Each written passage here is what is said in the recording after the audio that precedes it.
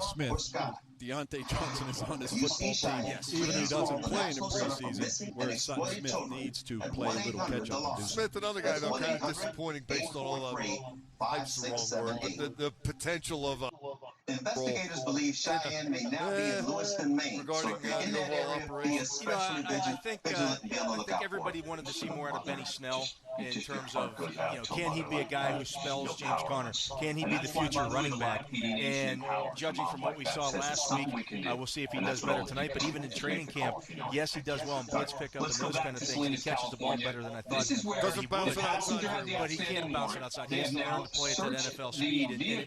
And we even saw it early in training camp. I remember there was one of the early practices. He bounced one to the outside. It's him and Cam Sutton on the outside, and he doesn't run over or around Cam Sutton. He let Cam Sutton get in on his legs and tackle him in the open field. That can't happen when you're 225-pound running back. Yeah, Benny Snell was not a bounce it outside though kind of back. He was more of an inside inside the tackle runner at Kentucky. I don't know. Dale, I think obviously Benny Snell will be the third running back on this team, but I will say this, and Bob Labriola touched on this earlier. Trey Edmonds has been a pleasant surprise. Blitz pickup, running hard, running quick, bouncing it to the outside, and special teams. Yeah. So I don't want to say it's going to be hard to cut this guy, but I won't be at all surprised if he makes the team somehow, some way. Yeah, for sure. And he's been a guy that when they signed him last year, it was like, oh, they're just signing Edmonds' brother, just to throw the Edmonds family a bone. And then you started watching him a little bit, and you look at his history. He had 9 carries for 46 yards a couple of years ago for the Saints, and played a lot for them, especially on special teams. And he's a big, strong, physical runner. I like what I've seen from him in this camp, and it wouldn't surprise me if they end up keeping 4 running backs. Dale, great stuff. We'll look forward to doing it again. Week from Sunday in Nashville. Might have to take a little hunger talk. Oh, I don't think down about that. Dale always 3 guarantees and more stuff. Now, before Jerry and I wrap it up, it's time for picks of the game, except we don't do picks of the game because it's a preseason game. So instead, Jerry and I are going to give you a little bit of a glimpse into what we're most interested in seeing tonight, and that so far unnamed segment will be brought to you by Xfinity. Xfinity is America's best internet service provider, according to speedtest.net. Learn more at Xfinity.com. Jerry, what do you want to learn more about tonight more than anything else? Mike, this isn't it, but I'll be curious to see if it continues to rain because the field isn't covered, with the type of field it might be, not that it's going to be a mud bath because it's not. They don't have that type of field here. If Mike Tomlin is maybe reluctant to play maybe some guys that he was otherwise going to play. I think 2 things. One, we just talked about him. I want to see Deontay Johnson. I want to see him play. We just haven't seen it. I want to see him in a game situation. With what we have seen of him, Mike, crisp route runner, catches the ball very easily. That's what Darryl Drake talked about him on draft day, that he's one of the great catchers of the ball that he has seen. The other thing I want to see, Mike, is last week we saw 18 of the 22 starters not play. Only 3 starters, and I'm counting Devin Bush, play, and Mark Barron, I counted them, who played on the defense. I want to see the defense come out, however many are out there, and make a stop on the first series. Just set a tone for a change. We just don't see that a lot. I know it's a preseason game. I don't know what the plan is for Patrick Mahomes or any of the Chiefs regulars, but or if plans are changing. Right. But if it is, I would just like to see the defense and all their quote improvements come out and just make a stop on the first series. I'm going to go for the low-hanging fruit here. I want to see outside linebackers and tight ends. I think those are the 2 glaring areas now in the wake of the Ola and Danny surgery, where there is not sufficient depth, at least as we speak right now.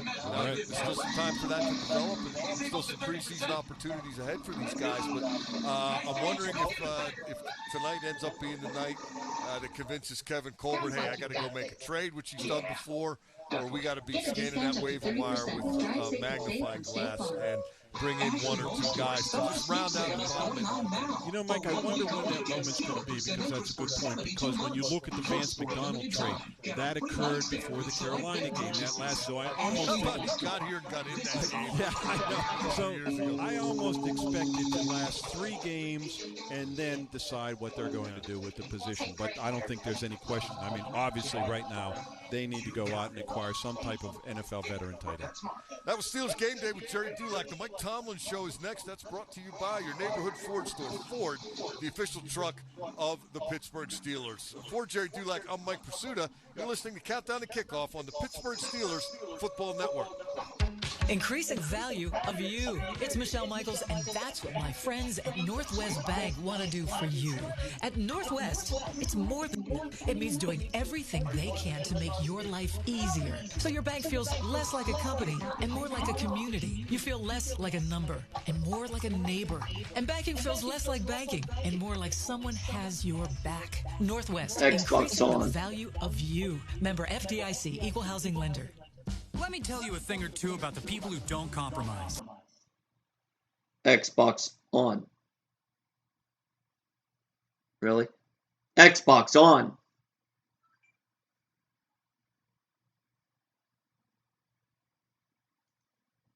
Loves a good golden doodle. All the golden retriever goodness with just a hint of doodle. And when they're bringing said golden retriever for a walk, they bring a Pepsi Zero Sugar. Pepsi Zero Sugar. All the flavor, zero the sugar.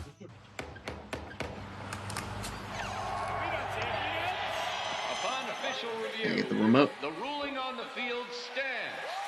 First down. We deliver jerseys, funny foam fingers, and everything you need to get ready for the game. But what you really get when FedEx knocks on your door is so much more. FedEx delivery. Game day spirit. What we deliver by delivering. It's that blissful time of year yet again. A time for uncontainable elation everywhere you look. And I'm not just talking about summertime. I mean time for the Honda Summer Spectacular event, where well-qualified buyers can get 1.9% APR on select 2019 Honda Accord models. Named America's Best Midsize Sedan by Car and Driver. And while the joy caused by these deals is quite a joy to behold, it's even better to experience for yourself. So hurry in to your local Honda dealer. See dealer for financing details. Excludes hybrid models. Car and Driver, January 2019. Picking one thing over the other can be hard. Toast or avocado toast. Ooh, 4 or 5 inch heels. But with pick games from the Pennsylvania Lottery, drawn twice daily, pickings as easy as 2, 3, 4, or 5. Plus, add Wild Ball to any pick game for even more chances to win. It's simple. Hey, what'll it be?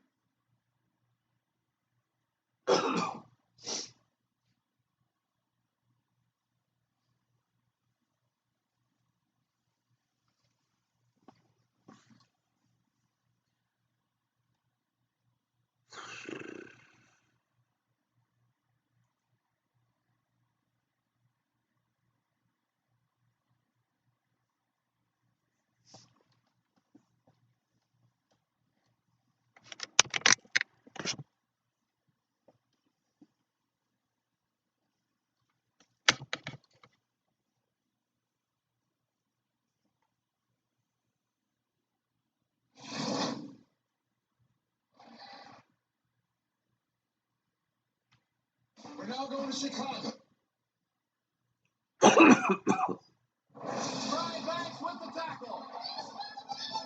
I was 16 and I had the attention of the NFL. I was accused of something I didn't do. The system doesn't care about me. The truth matters. Right back, safety, the team. It's triple the fun this Saturday on NFL Network with the middle of the three games featuring the Chiefs and Steelers. Here are the three things you should keep your eyes on, aside, of course, from watching the Pat Mahomes show for a series or two. Number one, the encore of Devin Bush. Runs the play. Ellington is in behind Devin Bush. Was one of the first to meet him right there. Pittsburgh's D was pretty good last season, but it could be cream of the crop good if Bush plays like he did in his debut last week. 10 tackles in a preseason game. That's almost unheard of, but it showed why Pittsburgh was so eager to trade up to get him in the 10 draft. tackles. He didn't even play the whole game. Ryan Shazier may have finally arrived. Number two, Big Ben and the rest of the starters debut. Most of Pittsburgh's key offensive stars sat out their game against Tampa. And this will be the first time they take the field together without Antonio Brown lining up wide. Would be nice to see Roethlisberger maybe take a couple shots downfield, just to test things out since AB was such a major threat on the long ball. Remember, Pittsburgh gets New England week 1 of the regular season, so may as well fire up the engines early to get them nice and warmed up. Nah, that's going to be week 3. The KC running back situation.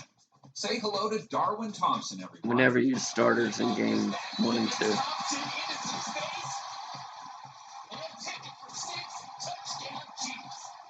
There was a belief at one point that Damian Williams would shoulder the load in KC's backfield. But now that narrative seems to have switched back to the backfield by committee approach. If that's true, Thompson could be a key member of that committee. He had 5 carries last week for 22 yards, but caught a 29-yard touchdown pass in the second quarter. Chiefs-Steelers, Saturday, NFL Network, Game 2 of the triple header, kickoff at 7:30 Eastern. It's triple the fun this Saturday on NFL Network with the middle of the 3 games featuring the Chiefs and Steelers. Here are the 3 things you should keep your eyes on, aside, of course, from watching the Pat Mahomes show for a series or two. Number 1, the encore of Devin Bush. Runs the play. Ellington is in behind Devin Bush. Was one of the first to meet him right there. Pittsburgh's D was pretty good last season, but it could be cream of the crop good if Bush plays like he did in his debut last week. 10 tackles in a preseason game. That's almost unheard of, but it showed why Pittsburgh was so eager to trade up to get him in the draft. The replacement for Ryan Shazier may have finally arrived. Number 2, Big Ben and the rest of the starters debut. Most of Pittsburgh's key offensive stars sat out their game against Tampa. And this will be the first time they take the field together without Antonio Brown lining up wide. Would be nice to see Roethlisberger maybe take a couple shots downfield, just to test things out since AB was such a major threat on the long ball. Remember, Pittsburgh gets New England week 1 of the regular season, so may as well fire up the engines early to get them nice and warmed up. And number 3, the KC running back situation. Say hello to Darwin Thompson, everyone. Kickoff is back, but it's Thompson into some space. And he'll take it for 6. Touchdown, Chiefs. There was a belief at one point that Damian Williams would shoulder the load in KC's backfield. But now that narrative seems to have switched back to the backfield by committee approach. If that's true, Thompson could be a key member of that committee. He had 5 carries last week for 22 yards, but caught a 29-yard touchdown pass in the second quarter. Chiefs-Steelers, Saturday, NFL Network, Game 2 of the triple-header, kickoff at 7:30 Eastern. We're now going to Chicago, where it looks like football weather this Sunday morning. It's NFL Game Day highlights. Let's get it going. We got you covered from morning to night. Only on NFL Network. It's triple the fun this Saturday on NFL Network with the middle of the 3 games featuring the Chiefs and Steelers. Here are the 3 things you should keep your eyes on, aside, of course, from watching the Pat Mahomes show for a series or 2. Number 1, the encore of Devin Bush. Runs the play. Ellington is in behind Devin Bush. Was one of the first to meet him right there. Pittsburgh's D was pretty good last season, but it could be cream of the crop good if Bush plays like he did in his debut last week. 10 tackles in a preseason game. That's almost unheard of, but it showed why Pittsburgh was so eager to trade up to get him in the draft. The replacement for Ryan Shazier may have finally arrived. Number 2, Big Ben and the rest of the starters debut. Most of Pittsburgh's key offensive stars sat out their game against Tampa. This will be the first time they take the field together without Antonio Brown lining up wide. Would be nice to see Roethlisberger maybe take a couple shots downfield, just to test things out since AB was such a major threat on the long ball. Remember, Pittsburgh gets New England week 1 of the regular season, so may as well fire up the engines early to get them nice and warmed up. And number 3, the KC running back situation.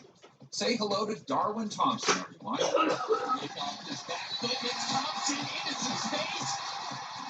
And he'll take it for 6. Touchdown, Chiefs. There was a belief at one point that Damian Williams would shoulder the load in KC's backfield. But now that narrative seems to have switched back to the backfield by committee approach. If that's true, Thompson could be a key member of that committee. He had 5 carries last week for 22 yards, but caught a 29-yard touchdown pass in the second quarter. Chiefs-Steelers, Saturday, NFL Network, Game 2 of the triple-header, kickoff at 7:30 Eastern. It's triple the fun this Saturday on NFL Network with the middle of the 3 games featuring the Chiefs and Steelers. Here are the 3 things you should keep your eyes on, aside, of course, from watching the Pat Mahomes show for a series or 2. Number 1, the encore of Devin Bush. Runs the play. Ellington is in behind Devin Bush. Was one of the first to meet him right there. Pittsburgh's D was pretty good last season, but it could be cream of the crop good if Bush plays like he did in his debut last week. 10 tackles in a preseason game. That's almost unheard of, but it showed why Pittsburgh was so eager to trade up to get him in the draft. The replacement for Ryan Shazier may have finally arrived. Okay, that's playing the same thing over and over and over and over. Let's go with the radio. Most of Pittsburgh's key offensive stars sat out their game against Tampa. This will be the first time but primarily me. Usually, if my needs are met, theirs are as well. Well, when you're evaluating young tight ends, I mean, the way they come out of college, the offensive systems they come out of, the blocking aspect. I mean, are you almost starting over with those kind of guys because of the way they've been trained and used in college? You are. And there's subtle differences in the games, and I acknowledge that. And it's played out in positions such as that. You'll see tight ends come into the league now that have never played in the three-point stance. And so there's some teaching and learning involved. But it's not exclusive to the tight end position. Every cornerback that you ever draft, you got to teach them not to put hands on people past 5 yards, because in the college game you can contact people all over the field provided the ball is not in the area. In the air. So there are little subtle things that comes with elevating from the collegiate level to the professional ranks. At every position is highlighted really in some ways, in the ways that you mentioned in the tight end position relative to the blocking and specifically in the run game. If a guy played well in the preseason opener, what do you now expect from him tonight in the second outing? I want to see him maintain that level of play as he gets more exposure. Playing well oftentimes produces more opportunity, so I don't want to see production wane as the snaps increase, but it also means that they may get an opportunity to play earlier in the game against different competition.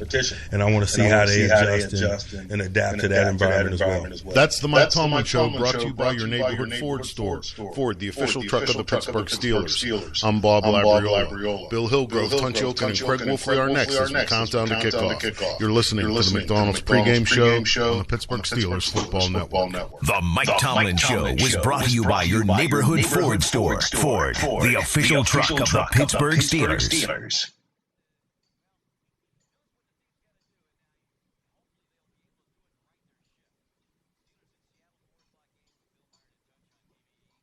There's some out now and the American road is calling. So what's it gonna be? Hey, it's an amazing day, traveling on our own highway. No matter where it leads us, we can smile, 'cause it's leaning in the mind. Marathon, fueling the American spirit. Kennywood is going wild over the new steel curtain coaster. Billy, it is the tallest in the state, 220 feet. And over the top we go. Look out, here comes the first of 9 inversions. And this one is the world's tallest. And score! Toots, this new Steelers country is a game changer. Steelers, welcome to the family. Save up to $20 on select days at kennywood.com. Hey Pittsburgh, this month at Calusi Chevrolet, you could qualify for 20% off the MSRP on select models of all new, totally redesigned 2019 Silverado pickup.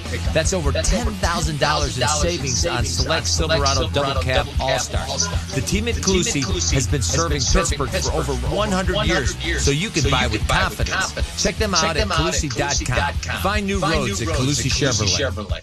You can't stop a disaster from happening, but if a disaster strikes, this is the one call you'll want to make. Disaster Restoration Services. Disaster Restoration Services is the leading provider of quality wind, fire, smoke, and water damage restoration services in Western PA. Their number is 412-362-7000, 412-362-7000, or go to drspittsburgh.com. drspittsburgh.com. Disaster Restoration Services, the one call you'll want to make.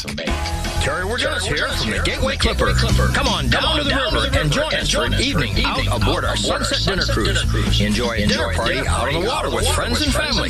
Sailing Friday and Sunday evenings. For reservations, visit gatewayclipper.com. At Duncan Financial Group, we want to protect what's most important to you, your home, family, business, and retirement. Visit us at DuncanGRP.com to see how we can make it all work together for you. Securities of Cambridge Investment Research Inc. Member FINRA SIPC. Advisory services to Cambridge Investment Research Advisors. Cambridge and Duncan Financial Group are separate entities.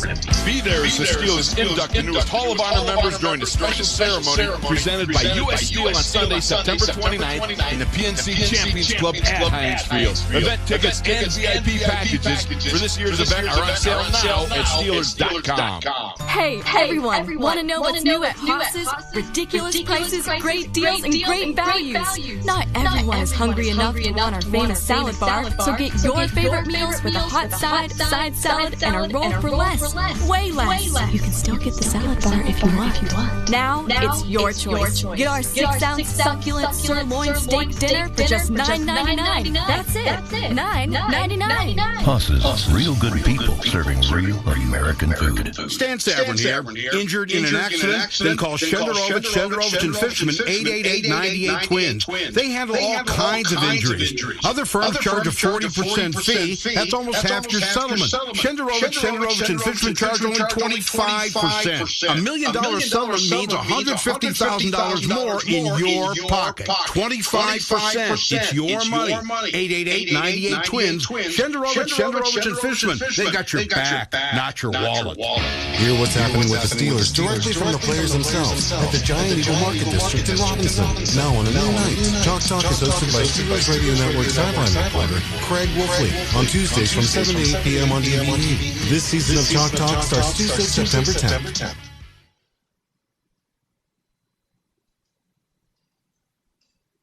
We now pause for station identification on the Pittsburgh Steelers Football Network.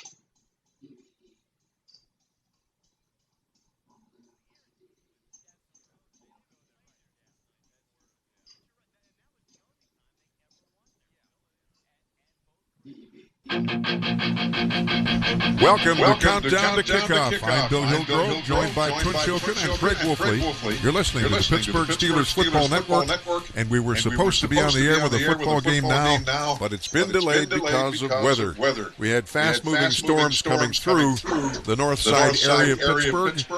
It has stopped raining, but once that lightning starts to strike, they get the fans to leave, they get the players off the field, and of course, lives matter, and that's the most important thing.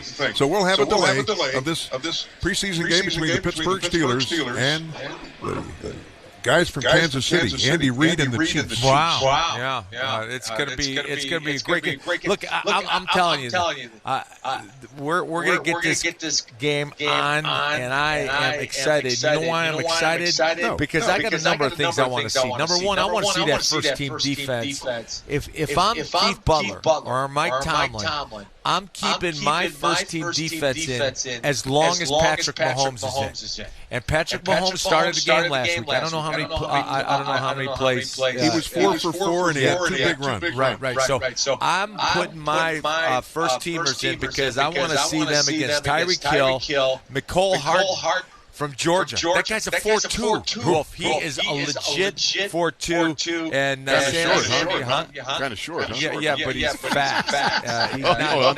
No, I meant speed. Gotcha. All right. I'm Sammy Watkins, and Tyreek Hill is in the mix. Right. I guess he's not getting suspended. I'm really. Now you got fast, right?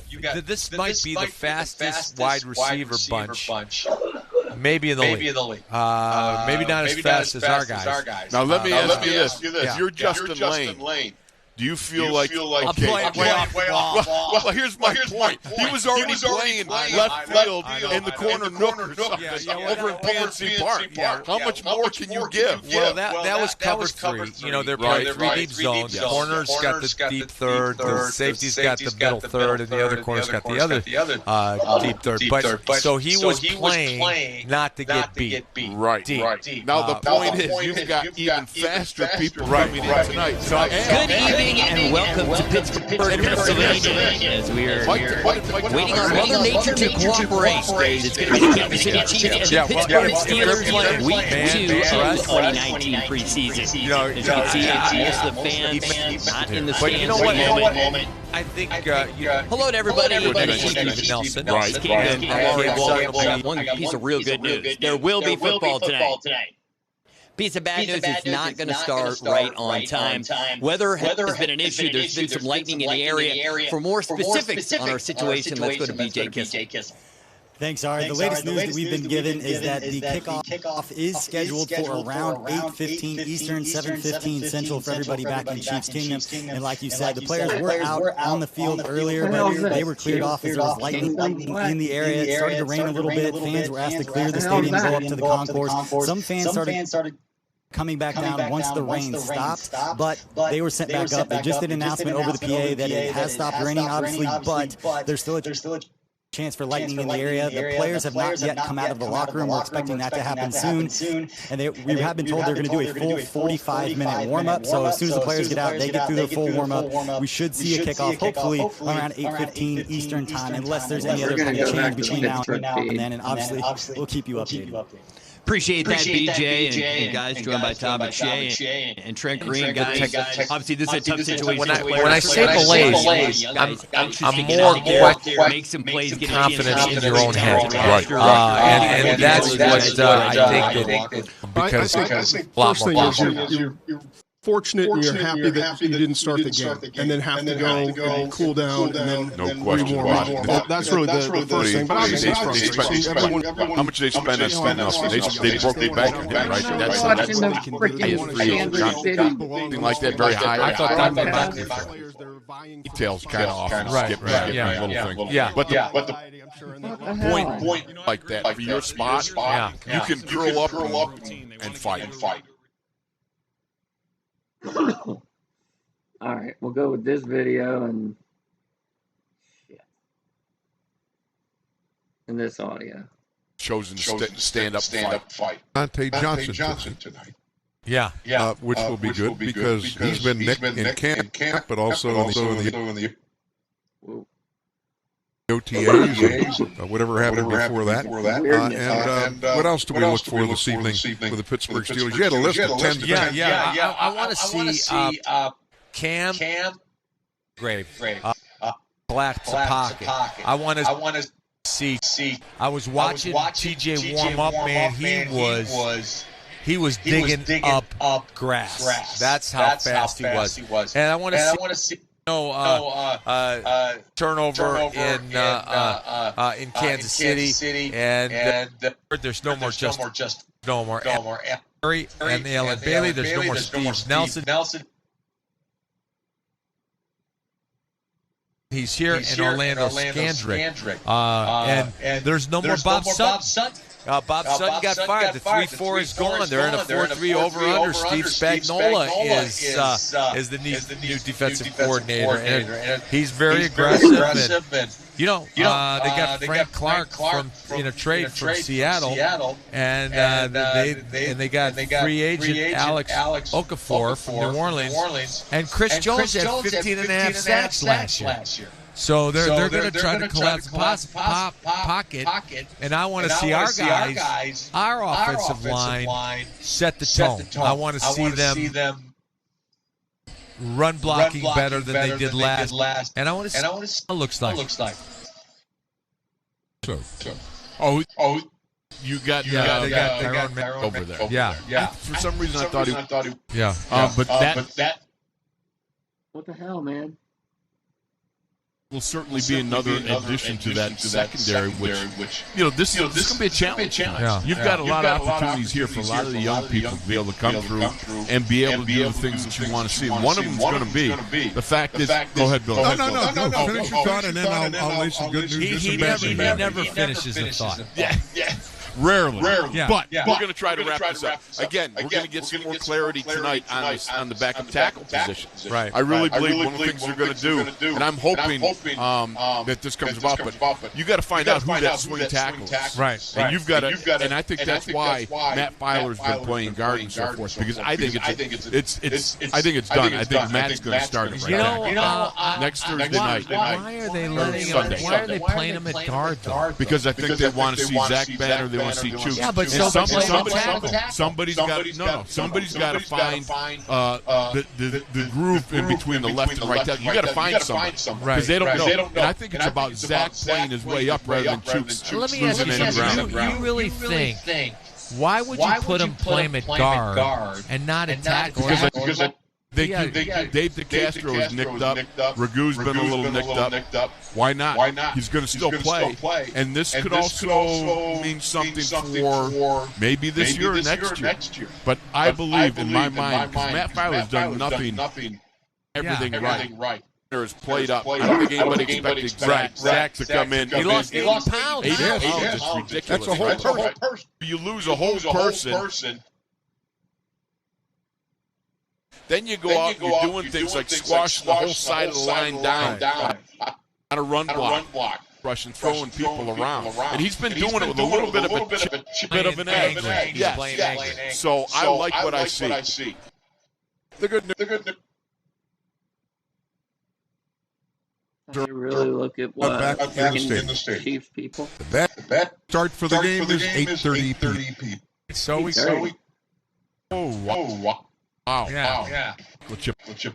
I might have to go visit that. Well, since I'm up. You at least it's visit the bakery shop. I want you to melt. You know what he's dip cookies in it. I don't know what's up with the broadcast here. Pocket. And they're going to melt. So we have the among the conservatives now been allowed back in the Stadium Bowl here at Heinz football game between about an hour late. Wow. Yeah. We didn't talk about this. We didn't elect. Come off the ball today. Yep. Last week, Benny Snell didn't get much room.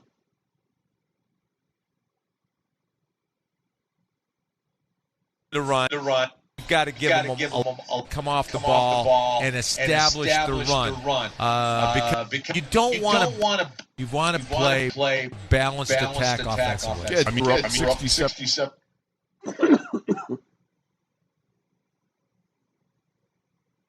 This one I don't understand. Get off there. Percent. I'm sorry, but in my mind, it's way too unbalanced. And I know, I get it. You got a Hall of Fame quarterback. You had some an AB. You want to start this year off. Let's get a little more balance. I mean, you're laying too heavy into that pass. Well, let's run the ball and then throw play action pass. Play action, does that still occur? How many play actions did we run last year? Down on my two hands here, I think. To be comfortable going into week one.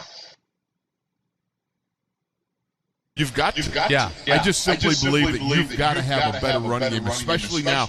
There's so much of an adaptation of getting smaller, faster linebackers. There's got to be a way to work into, and I love the fact that you were even playing a little bit with split backs because could that be another regeneration of an old generation? Technically, in practice, two backs, they split them both out. Right. But you can also bring them in if you split them out. How much of James Conner might we see tonight?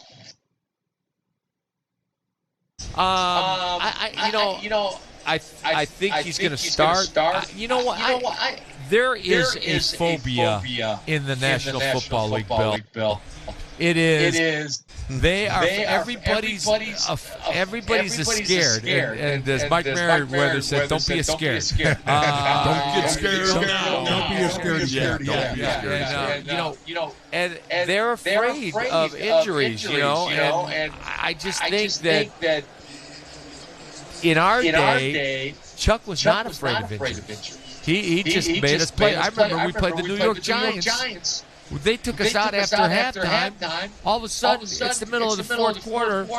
Ron Blackledge, our offensive line coach, comes and goes, "Hey, gets warmed up. Chuck wants you guys back in.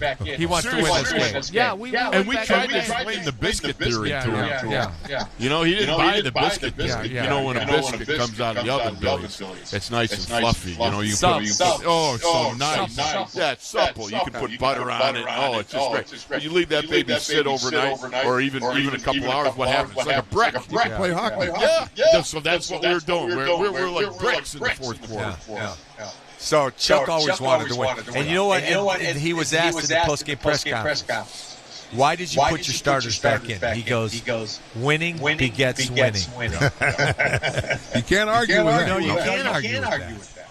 But that's a different world today than it was back when you guys played. We never took our shoulder pads off. No. And we never put our running shoes on and took our spikes off because you never knew when you were going to go back in. And just the fact that you looked like you had already mailed it in, Chuck would get all over it. I mean, I remember one guy that did that, and I remember Chuck saying right away, "We don't ever do that." And that was just not a good thing. Well, we've got a rain delay and a lightning delay, and because the teams didn't warm up, they're going to have to restart their warm-ups. We've got fans back in the bowl here at Heinz Field, but the teams have to go through stretching and all the things they do to get ready to play a football game, albeit a preseason game. But you know what? Some people say, preseason doesn't mean anything. I think it means a lot. I know that perhaps most of the emphasis is on the bottom end of the roster, who are the last 7 guys to make the squad. But still, there's some other answers, and you guys alluded to a couple of them. Why Fowler is playing guard, they know he can play tackle. Right. They got to find out other people who can play which tackle or even both tackles. There's no question. I don't like it. What's that? I don't like him. I know you don't like it because that would bother you. Yeah, that would bother me. Yeah, let him play his spot. Let him get better. I got you. I think the unforeseen, the wild card in this whole thing is that Zach Bannock came in and he's been playing better. The unforeseen wild card? Yeah, I'm a little bit the hyperbolic there in some of my adverbians here. But, the fact is. Adverbians? Well, what can I say? I'm just being a master of the English language. Oh, yeah. It is my first language, unlike your second. Right? How many different positions on the line did you play? I played all five. I played left tackle, left guard, center, right guard, right tackle. Literally, he would go to practice. He'd take reps at left tackle, left guard, center, right guard, right tackle, sit out for 3, then come back and go the other way. We don't see that anymore. No, well, you're seeing it a little bit in Matt Filer, but the reason, the one thing I remember, Coach Blackie went off season and said, Judge, how can I help you get better? I go, leave me at one spot. Because you don't, playing 5 positions is great for your knowledge of the offense. And it's good when you're young. And it's great when you're young. But then you don't get better at one position. And I was drafted as a center, Billy, and I knew I wasn't going to play center because Webby was here. Webby didn't miss a play. And so I remember one time he about broke his neck against the Rams. I come running in, he goes, get the out of here.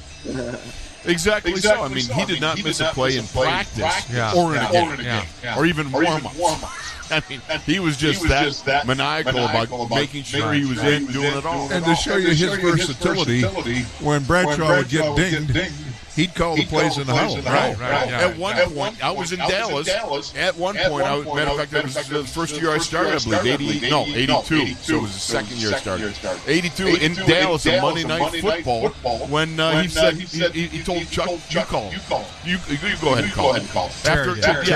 Because of the fact that Webby was sitting there in defense, and they flexed it, the Dallas defense. And so when he said, you got to get on the play, Terry. Terry was starting to audible to play the other side. He said, no, you can't call that one either. Not that one. No, not that one either.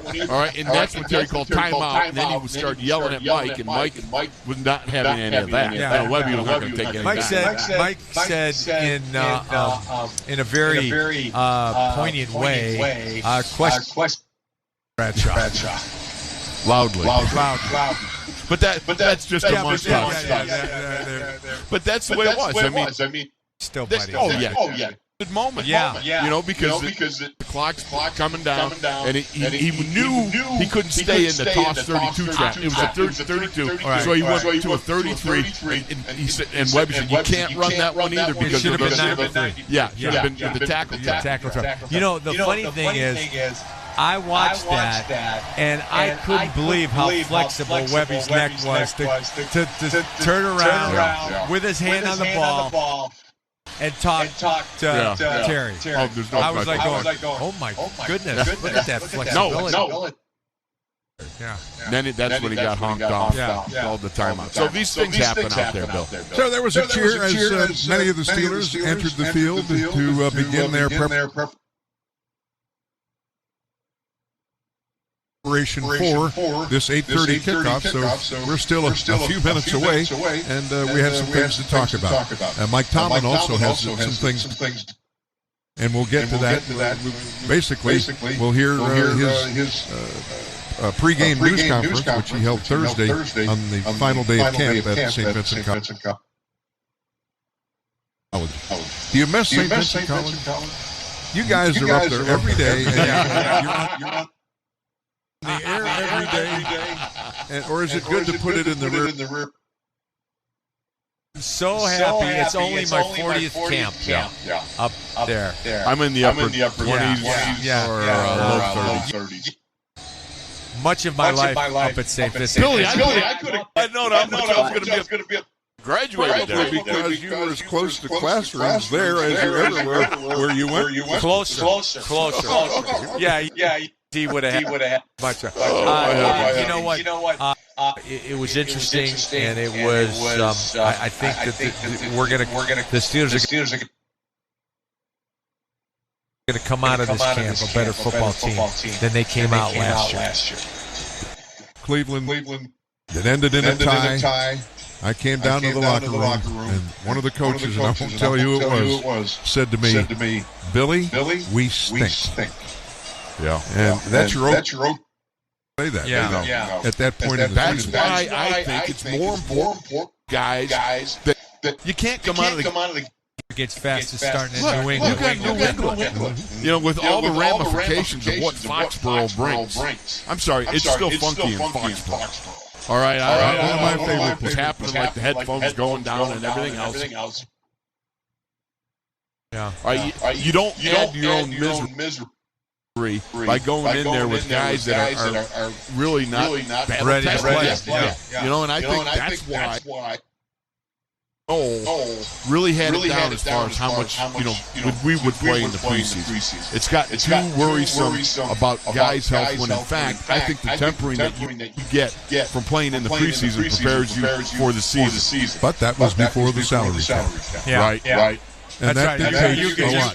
The philosophy. Yeah, you could open up a whole new can of water. And I've noticed it just watching some, maybe one eye on a preseason game.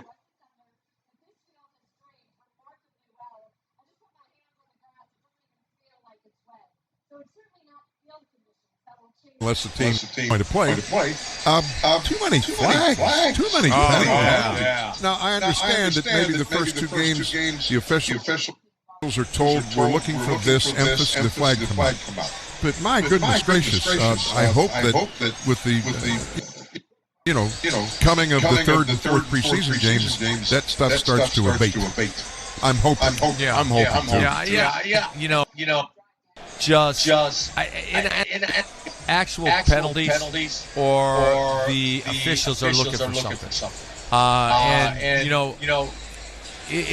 The way they block offensive linemen block today, they don't keep their hands.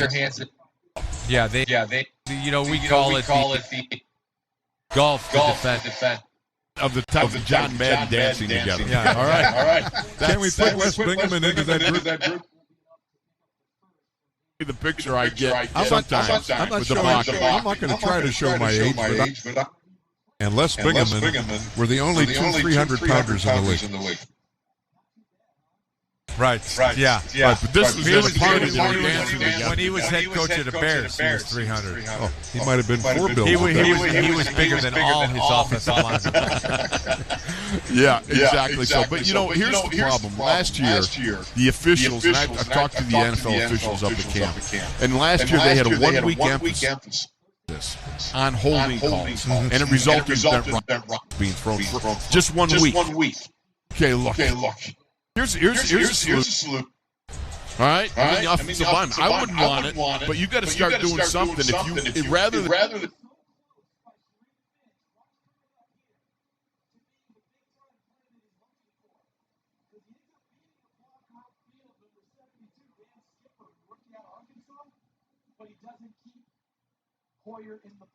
No, we're not watching. Just flagging all the time. Right. You've got to be able to find a way to get hands inside. Season game with the Buccaneers last week. Right. And one of the reasons so many flags. Yeah. It's just it adds to the length of the game, and I think it decreases the enjoyment of the people who pay to sit in those seats. Well, there's no question. Nope. Rolling flat. They're tired. Been thrown. Throw them underhand. Yeah, they're tired. They ran out of linen. Yeah. Motion is lotion, baby. Okay, Bill Hill Grove tonight. We're nice and dry, but the player and the storms have passed. But the net result is a delay that won't see the start of this game until 8:30. The net won't see the start of this game until 8. Watch. That's about 30. Have a lot to talk about. Now, let me ask you another question. Is Ryan Switzer going to be a bigger part of this offense from that slot receiver spot where he can be reminiscent of Julian Edelman? Billy, I'm going to say the top 3 receivers are going to be James Washington, Juju, and Dante Moncrief. Okay. I feel, for years and years we've had the slot receivers been small. Whether, we've got small receivers, Emmanuel Sanders, A.B., Hines Wheeler, Eli Rogers. And I think that the top 3 guys, you could play. I think all 3 of them could play the slot. Maybe not Dante Moncrief, but Juju and James. And I just say I think there are top 3 receivers. I'd get them on the field. No question about it. I think fundamentally it's always profitable to be able to move the chess pieces around. You know, whether they're playing outside, whether they're playing slot, what have you. I think it's always good to be able to have somebody who's got a different set of skills or his physical attributes, maybe a little more speed or what have you. Bigger, faster. Absolutely. Those three guys are big and but fast. understand, once you change, you create some sort of indecision on the other guy, because now you got to flip a card in your head, knowing that, okay, this is a different sort of cat I'm playing against than the guy I just watched. What I love about the three that I mentioned, they're thick.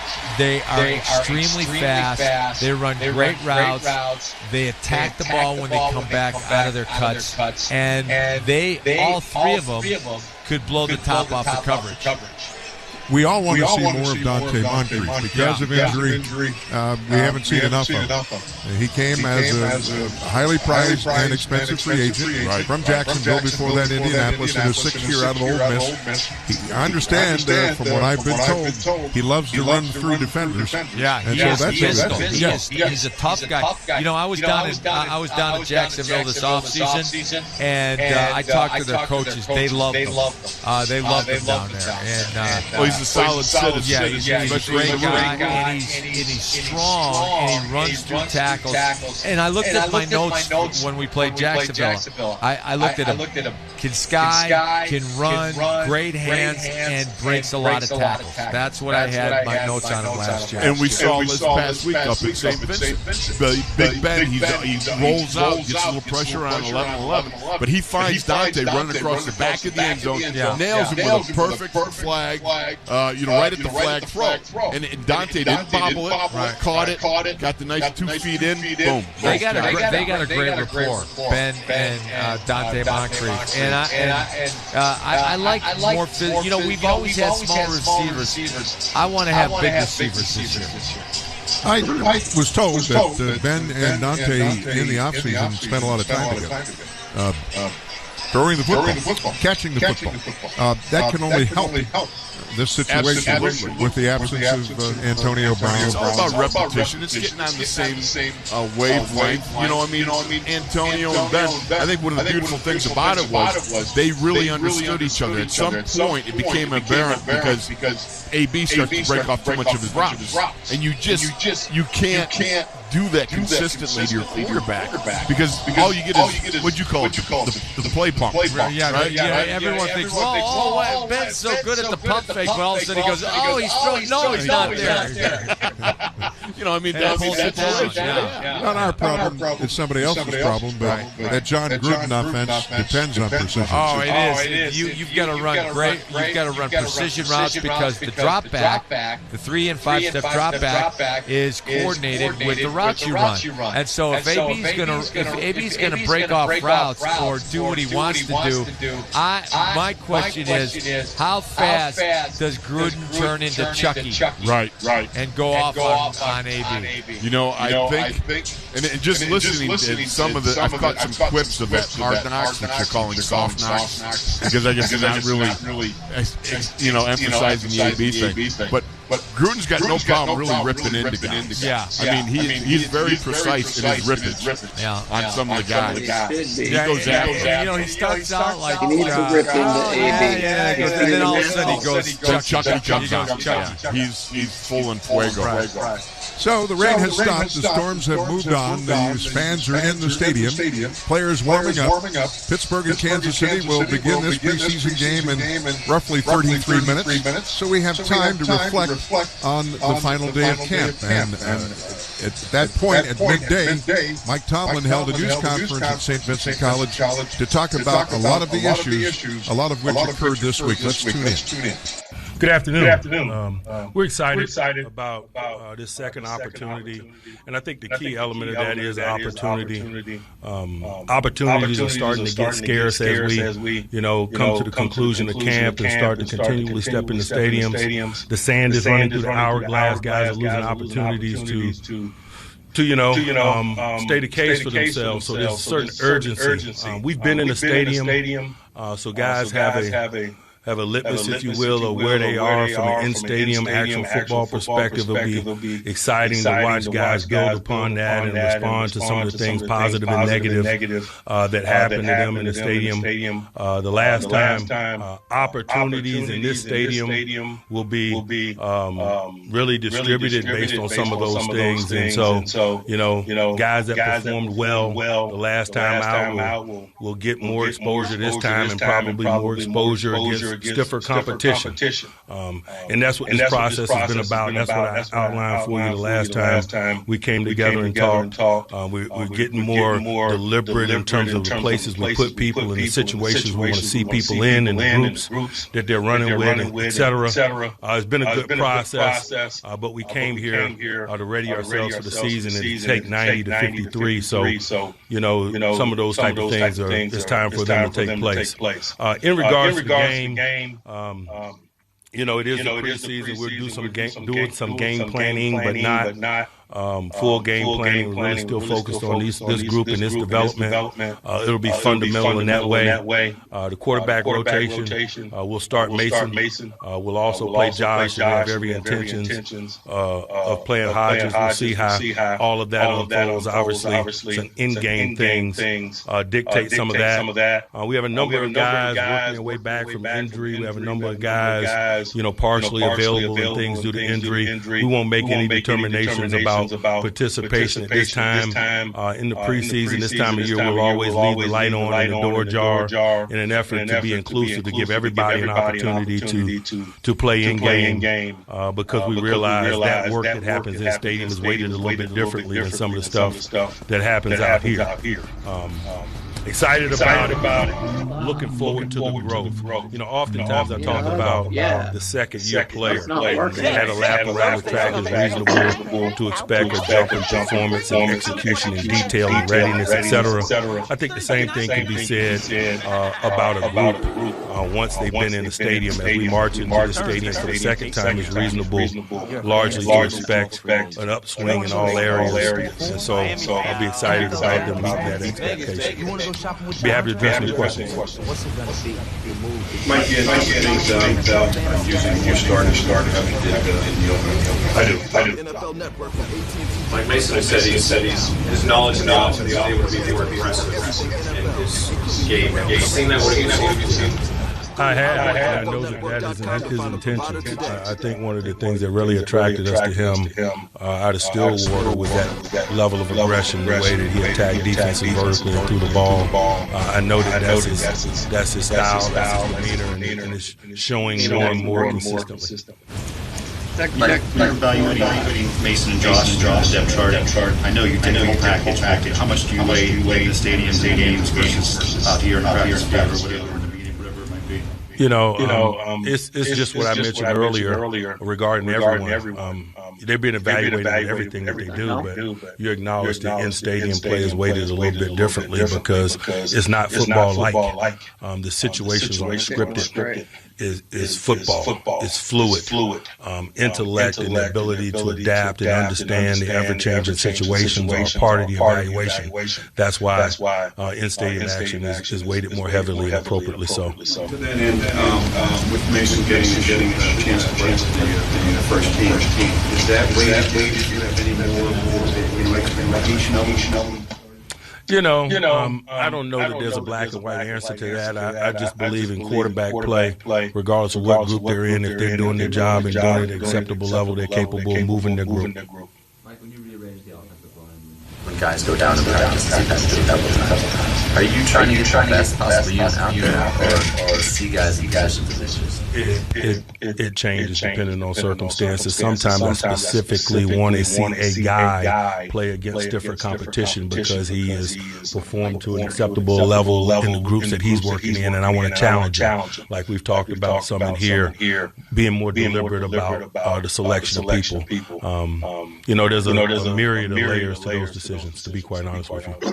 On the top of the offensive line, the amount of talent, depth that you have, continuity that you have there, how much does it help you and the offensive coaches to look at some of the expanding roles, the younger guys who are taking on a bigger chunk when you know you have that continuity and stability with those guys up front? I don't know if it's because of that. I just think it's the natural attrition associated with this process. We've got some veterans that we're trying to get through this process and take care of because we got a good understanding of what they're capable of. We have some guys miss a certain amount of time because of injury and the like. I believe this process creates opportunity to see what you mentioned, and it doesn't necessarily have to be thoughtfully done. The process does it for us. But maybe more from the standpoint, you've got them as a ballast point of orientation for your offense.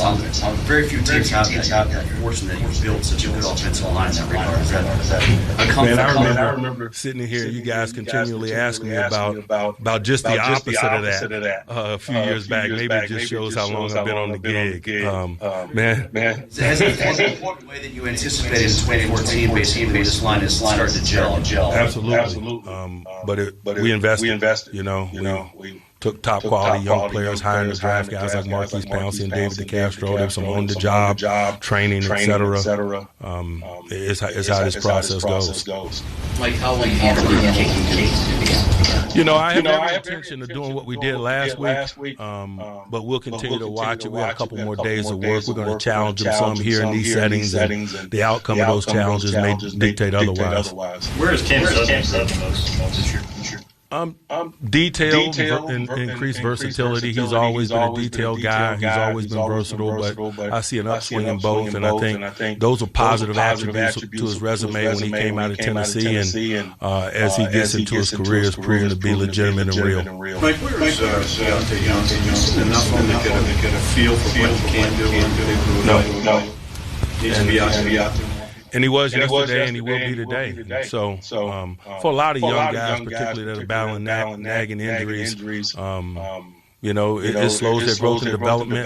It slows us to get an opportunity to get to know them. But not anything unusual about that.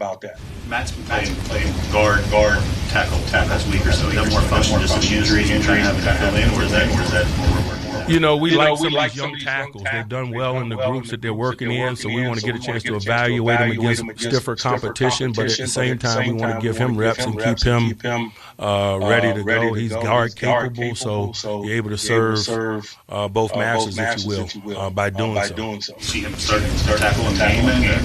We're not ready to make those discussions. What's been your biggest takeaway about your team? I don't know that I've formulated that thought as I sit here. I've been so focused on the day-to-day needs of the group and evaluating what's transpiring. I haven't gained that perspective yet. I'm going to ask you this after the regular season, but are you looking forward to seeing Patrick Mahomes and their offense come in and test your guys' defense? He did play a little bit in the first game. I got no control over who Coach Reed plays and how long he plays them. I'm excited about stepping into a stadium and playing other professionals. I think anytime you're working to get somebody unfamiliar, it tests you in certain ways. So I hadn't thought a lot about that, to be honest with you, from that perspective. Those are things we don't have control over. Mike, with camp closing up this week, how have you seen guys that play in spring and other league change at all your training camp? I'm sorry? Guys that play in the AA, how have they come in and played differently or not in this contest?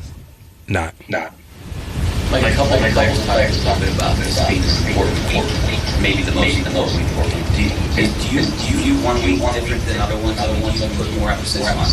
Guys, I was really transparent with you guys last time we talked, man. We've been in the stadium, and so yes, we are getting more deliberate about the places that we put people in.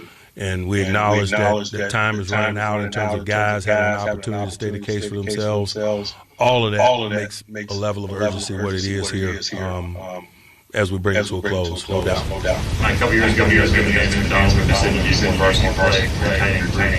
What kind of player get that group now? We're still evaluating. The in-stadium action is the biggest key. And we've been in one stadium. I'm excited about watching them in others. I'll take a significant step. We still got time, and we look forward to those guys meeting the standard of expectation. Here at Heinz Field, the players continue their warm-ups. The Kansas City Chiefs to the left half of the field, the black and gold to the right half of the field. Mike Tomlin briefing the media on the last day of camp and doing his regular news conference as they get ready to break camp and take on the Chiefs. Bill Hillgrove, Twin Chilk, and Craig Wolfley. Let's pause 10 seconds for station identification on the Pittsburgh Steelers Football Network.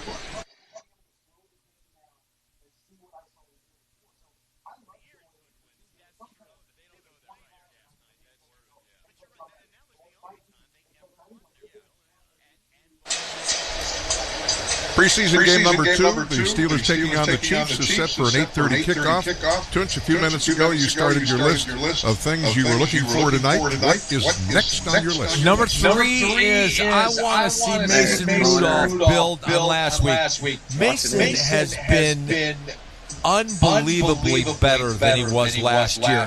And I heard him in an interview say that he worked on his footwork continuously. And you talk to quarterback gurus like Steve Mariucci, Mike Holmgren, Sean Payton. They'll all tell you that a quarterback is built from the ground up, and footwork is imperative. And when I watch Sean Payton warm up whenever we play the Saints, he doesn't even throw the ball for an hour. He's working on his footwork. And so what it has done for Mason is his footwork is so good that he sets up so much quicker, and the ball comes out of there faster. And then with his feet under him, he's got more power. He's got more torque in the ball, and so he throws a longer ball. And he gets rid of the ball quicker. And one thing that has impressed me is the way he moves around in the pocket. His feet are always shuffling, and I've just been so impressed with it. That pass he threw to Zach Gentry under great duress against the Bucs was a work of art, and probably only because Gentry's 6'8" could he go up into the sky and pull that baby down, but Rudolph knew when he released the ball. Right. It's a thing of beauty. Well, the back shoulder throw to James Washington in the end zone, that was a tight window. That was all about firing that ball. See, the thing that when we talked about this last week, Chaluch, but we talked about the fact that you always tell me the quarterback's built from the ground up, right? And so I kind of acknowledge that. Yeah, it sounds good, but you really see it with Mason, because watching him come this year, through the OTAs, minicamp now, into the preseason and everything, you can see structurally how he's rebuilt his lower foundation. And that was with the feet. To me, it's very Drew Breesian. And watching him operate. I agree with that. I would say just watching him operate, his footwork, his movement and weight, he now cradles the ball, and his carriage and everything protects it. It's all part of that whole thing where you watch him now and say, wow, this guy's made a big jump in year 2. You know what? His footwork is better. He's got a very strong and accurate arm. He's got great composure.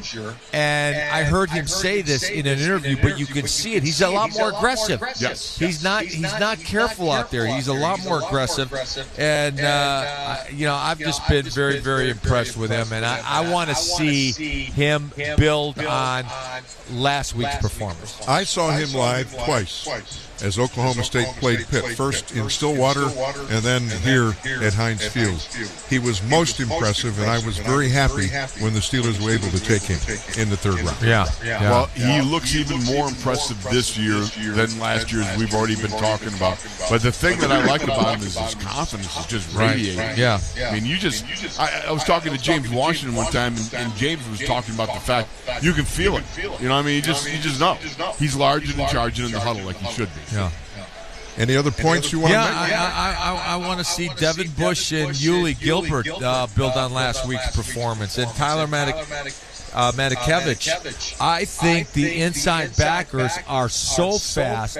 I love the fact that Devin Bush is very aggressive.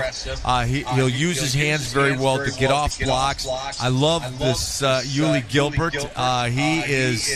He is phenomenal. He's a 4.3 guy. I've never seen this much speed at the inside backer in Pittsburgh history. You got 3 guys that run 4-3. You got Devin Bush, you got Yuli Gilbert, and you got Mark Barron.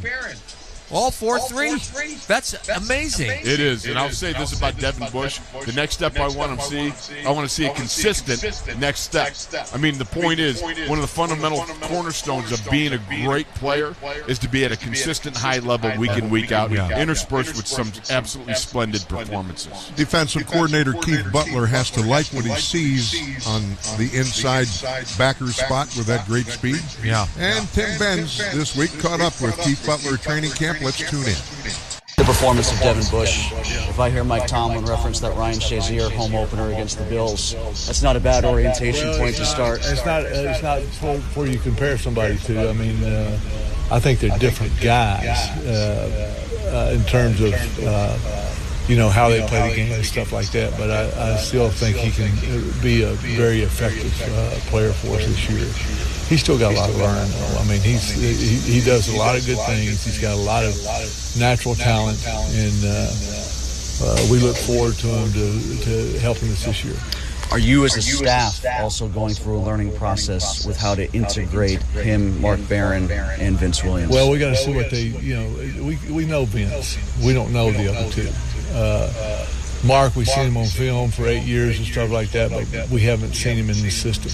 And so we got a chance to see him not in the system and what he does and how he does it and all that stuff. And the same thing with Devin. We got to get a feel what they do best and what they do, what they don't do so well, and try to augment the things they do good and try to curtail some of the things that maybe they don't do so good. I noticed him come up to the line of scrimmage perhaps a little bit more than Devin, and Devin being in open space more. Is that the long-term hope? Well, I mean, his dad was a safety in the NFL, and I don't know what he played in high school or anything like that. He probably was a utility man wherever he was, but I think the position is easy for him in terms of coverage and stuff like that. He's still got to learn some things in terms of how we blitz and who we're picking up and stuff like that. It's just some things there that he needs to keep working at, and he needs to be on the field to do it. What have you gleaned from Steven Nelson so far, being in your system? We knew him last year. We saw him when he was in Kansas City, So we're hoping that our DBs are versatile in that they're just not playing one position. We hope we can play several different positions because we're going to have to do that during the season. A lot of times because of injuries and stuff like that. So you can't just be able to play corner outside. Maybe he can play inside. We think he can, and play in some of the nickel sometimes. So we're doing that with all our guys back there. The safeties. And what they play, the position they play. It matters. It makes a big difference for us because most quarterbacks, like Tom Brady, try to pigeonhole different safeties as to what they play. A post safety as opposed to coming down in the box and stuff like that. So if they can do that, then they can pretty much read what we're doing and stuff like that. So we got to be able to be a little bit versatile on that. Is the hope that Terrell Edmunds becomes very difficult to pigeonhole? He's getting there. He's had a lot of good things for him. He played so many plays last year, and then you can really come back from a year like he had last year and benefit from it. And I think he has. So hopefully he'll be a lot better than he was last year. Last thing about the front seven, Ola. Do you feel like he has taken a step that you thought you might see last year before his injury to add depth at outside linebacker?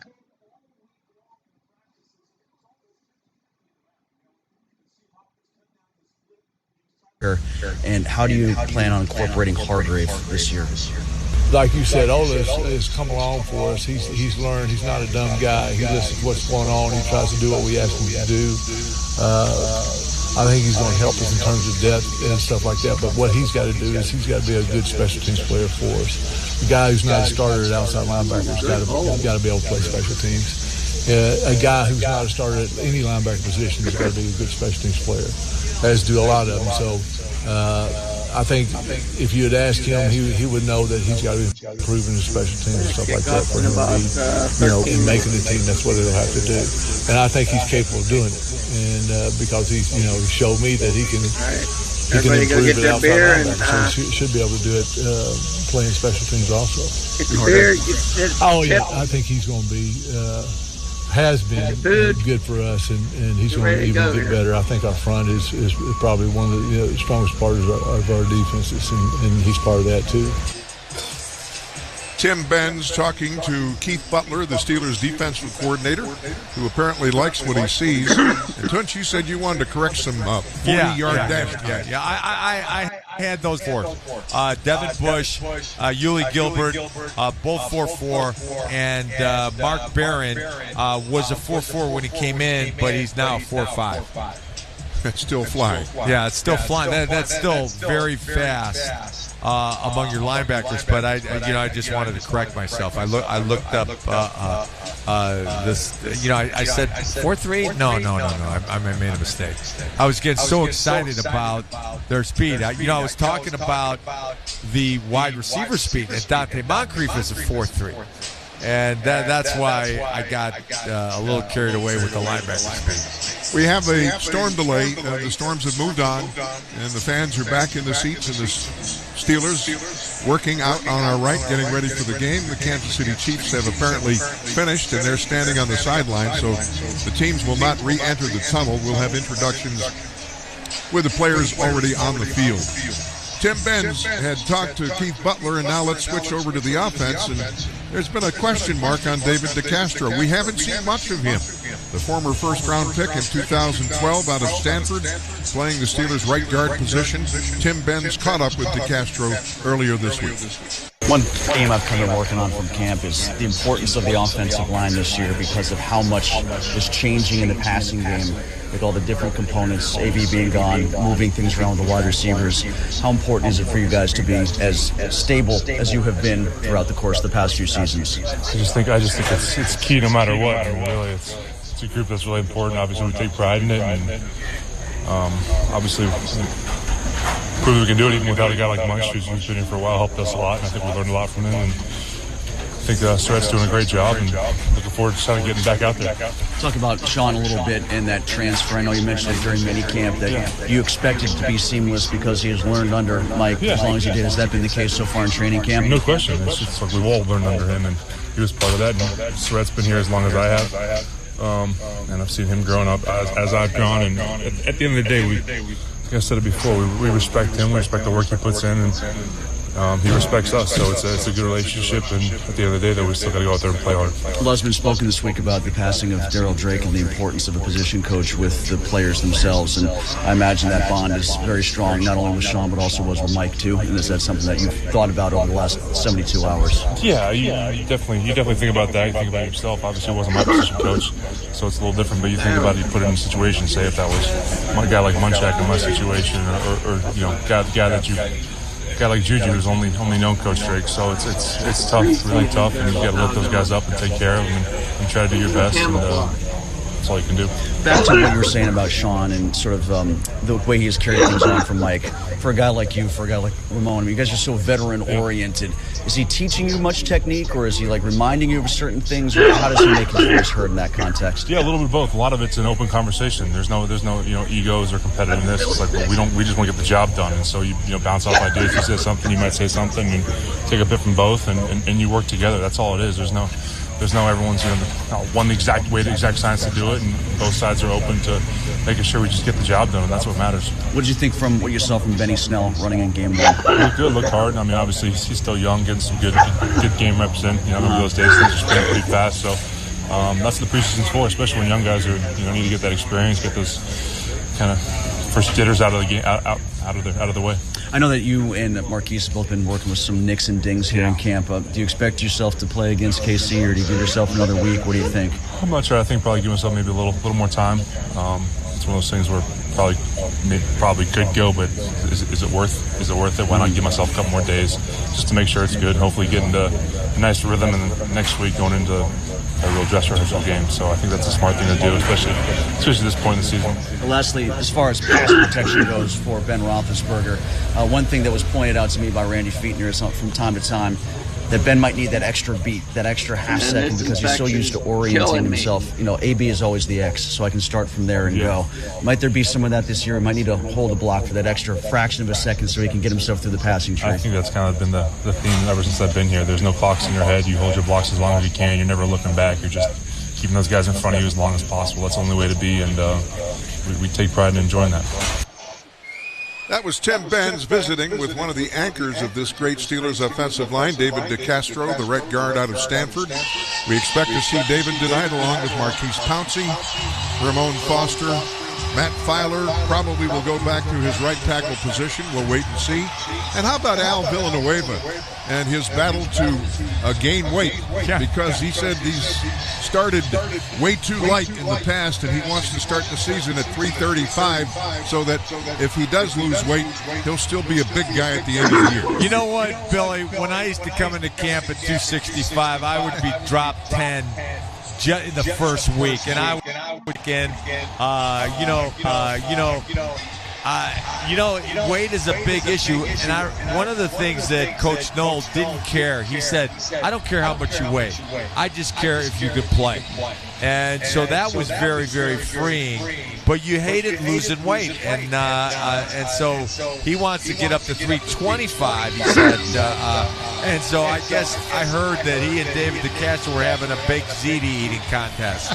Bob Labriola told me about that. You had some of that, Wolf? No, I could get some of that. That's true. Yeah. Okay, another point we wanted to make was Ben getting more time from this line so that he can find other receivers other than Juju, James Washington, or Dante Moncrief. You know, I'm looking for Johnny Holden, Deontay Johnson, and Deontay Spencer. And all three of these guys can run. And they're very, very fast. But one of them's got to stand up and be the return guy, and I think it's Deontay Spencer. You know, last week Deontay Spencer had 4 punt returns for 52 yards, so it's a 13-yard average, and he had 1 kickoff return for 35 yards. Johnny Holden had 2 kickoff returns for 45 yards, which is 22.5 average. And then he had that big catch and that 59-yard reception where he broke a lot of tackles. So I'm curious to see who rises to the occasion tonight to say that spot is mine. PA announcer Larry Richard is now doing the offense as they're announced individually for this hometown crowd. They're not running out of the tunnel. They were already on the field after this storm delay. And we're getting ready for preseason football. The Pittsburgh Steelers hosting the Kansas City Chiefs. I don't want to go back to early last year when the Chiefs came to town and ripped us up pretty well. Right. Well, we came back at the end of the game and just fell short, you know. But Patrick Mahomes was, how about that? Patrick Mahomes, 50 touchdown passes, over 5,000 yards thrown last year. Wow. Man, that is amazing.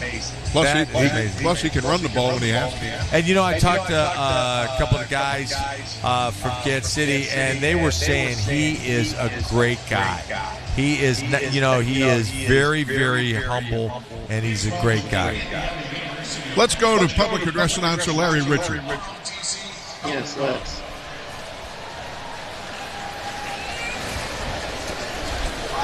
On August 11th, the Pittsburgh Steelers lost a cherished member of our family with the passing of wide receivers coach Darryl Drake.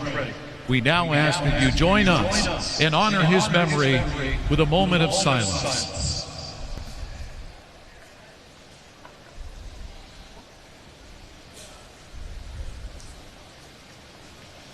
Thank you. Now to honor America with a singing That concludes tonight's pregame show. Bill Hillgrove for Tunch and Wolf. Kickoff next between the Chiefs and the Steelers on the Pittsburgh Steelers Football Network.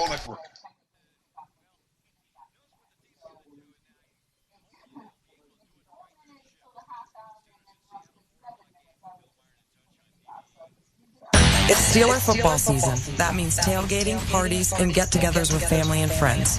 This is Janice Dean with Allegheny County Pretrial Service Department of the 5th Judicial District of Pennsylvania. Pennsylvania has stiff penalties for driving under the influence. Don't fumble with your keys. Pass them off to someone who has not been drinking to drive you home. If you are under 21, Pennsylvania's zero-tolerance law makes it illegal for you to drink and drive, with any measure of alcohol in your blood. Make the right choice. Don't drink and drive.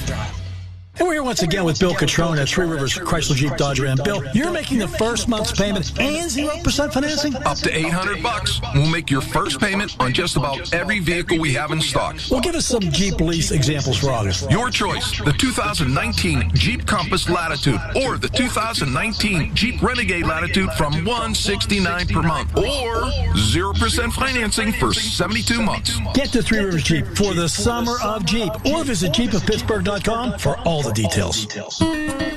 Headaches, nausea, ringing of the ears? Excella Health reminds players, coaches, and parents that sports-related concussions in young athletes has increased 200% over the last decade. Ignoring the symptoms of possible head injury can lead to a lifetime of problems. The pressure to stay in the game can be overwhelming. Even a ding or a mild bump to the head can be serious. Play it safe when it comes to concussion. To learn more about concussion, visit excellahealth.org, search concussion care. Brothers Brother Foundation is an international charity working globally to send medical supplies, classroom items, and humanitarian relief equipment to people around the world. Since 1958, Brothers Brother has sent more than $4 billion in health and education materials to over 149 countries. Based in Pittsburgh's North Side, Brothers Brother is dedicated to global relief and building futures around the world. For more details on Brothers Brother Foundation and to join their cause or make a donation, go to brothersbrother.org. We now pause for station identification on the Pittsburgh Steelers Football Network. Or let me know if you just see my mouth moving and you can't hear my voice.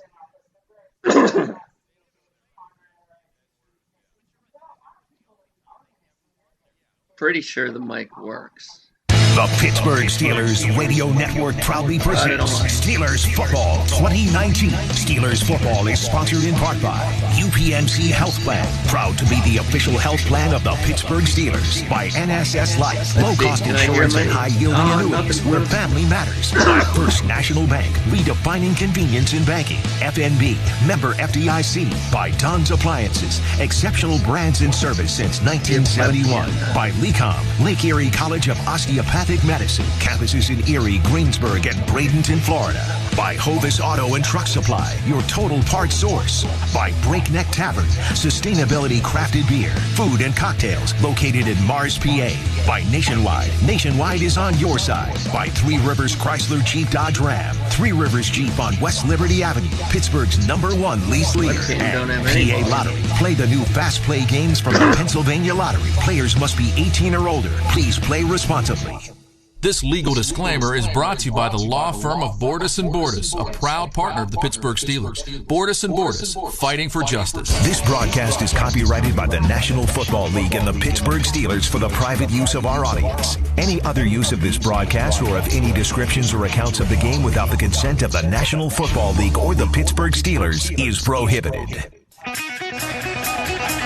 Kansas City wins the toss, defers. They'll kick off left to right. Harrison Butker, in his third year out of Georgia Tech, will kick it in the general direction of Johnny Holton of the Steelers. Holton runs out of the end zone, comes up, and meets this kick at the 8. Straight away to the 10, the 15, the 20, outside left at the 25, and up near the 30 before he's hauled down. Johnny Holton on a pretty heads-up kickoff return gives the Steelers decent. See if we can pause that just enough to get to the end of the kick. And maybe it'll be close to live. He gets up to the 30 and then down. All right. Play. Decent field position before he's tackled by former Penn Stater Jordan Lucas, a strong safety. 20-yard kickoff return. I thought that was turned Allen's shoe. Yeah, he was so fast. Wolfie ran out of his shoes. I agree with you. I thought it was a flag, too. Yeah. Steelers start from their 28. Their starting quarterback is Mason Rudolph, first-year man from Oklahoma State. And he's got a one-back look and a slot to the left. And the turn and the give to that one back, and that's James Conner off the right side. Comes up over the 30 to the 32-yard line, almost to 33. About a 4 or 5 yard gain. Charvarius Ward, the cornerback on that side, and Alex Okafor, defensive end, combined on the tackle. So we used to call that 34 straight. You follow the fullback and it just go off tackle. You could bounce it out, or you follow the H-back rather, which was Vance McDonald. Second down, 6. Steelers from their 32. Ball on the right hash. Rudolph in the gun. Hands it off to Connor. Tries the right end. Gets up to the 35. Does he fall forward to the 36? I think he did, and so we'll call it third and short, third and about 2. So how about Ramon Wolf? Big 34 trap. He pulls out. Logs to the inside backer. Nice job. Did you see the bounce back on number 54, Damian Wilson from the Big Ragu? Right. He put the hammer on him. Yeah, he hooked him nicely. Tyrann Mathieu, the Honey Badger, made the stop. It's third down and 2 from the 36. Rudolph stays in the shotgun. Connor deployed to his right, slot to the wide side left. On 3rd and 2. Play action fake. The pass is into and out of the hands of the intended receiver, Juju Smith-Schuster. Good defense by Charvarius Ward, who apparently got a piece of that ball. And so the punt team is on for Pittsburgh. And once again, thank Mr. you, Berry, Jordan Berry, is back to receive the long snap. So where are you from, Master Mike? I thought they were going to run the ball. They established a tone running the ball the first 2 plays. I thought they were going to run the ball on 3rd and 2. Cameron Canaday is snapping the punt, and Nicole Hardman, a speedster, rookie out of Georgia, is back under this punt. Chasing it to his right. Going to take it to zone 15, to the 20, to the 25, to the 30, and gets tackled at the 31. And good job for the Steelers to secure the lanes. And it was Robert Spillane, a linebacker, who made the stop. Yeah, so they're coming out with their first team offense. Travis Kelce, Tyreek Hill, Patrick Mahomes, Mitchell Schwartz playing the right tackle, and Jeff Fisher playing left tackle. 49-yard punt, the return out to the 31. Here come the Kansas City Chiefs, and third-year quarterback Patrick Mahomes out of Texas Tech. Empty set. Shotgun snap. Looks to the wide side left. Pass is complete up to the 35 to the 36 to tight end Travis Kelce. Quick tackle by Tyler Matakevich. Great job by Tyler. You got Tyler Matakevich and Mark Barron as the inside backers. And Barron was outside the outside backer. TJ Watt got a great upfield rush. And Bud Dupree did a great job of bull rushing Jeff Fisher. Second down 5 from the 36. Again, an empty set for Mahomes. Steelers show blitz. Ball on the left hash. First possession for Kansas City. Here's the snap. He pops, flushed out of the pocket. He's going to run. Comes up and takes a slide at about the 45-yard line, and that's more than enough for the first down for quarterback Patrick Mahomes, 6'3", 230 out of Texas Tech. Great job by TJ Watt bull rushing the right guard Laurent Duvernay Tardif.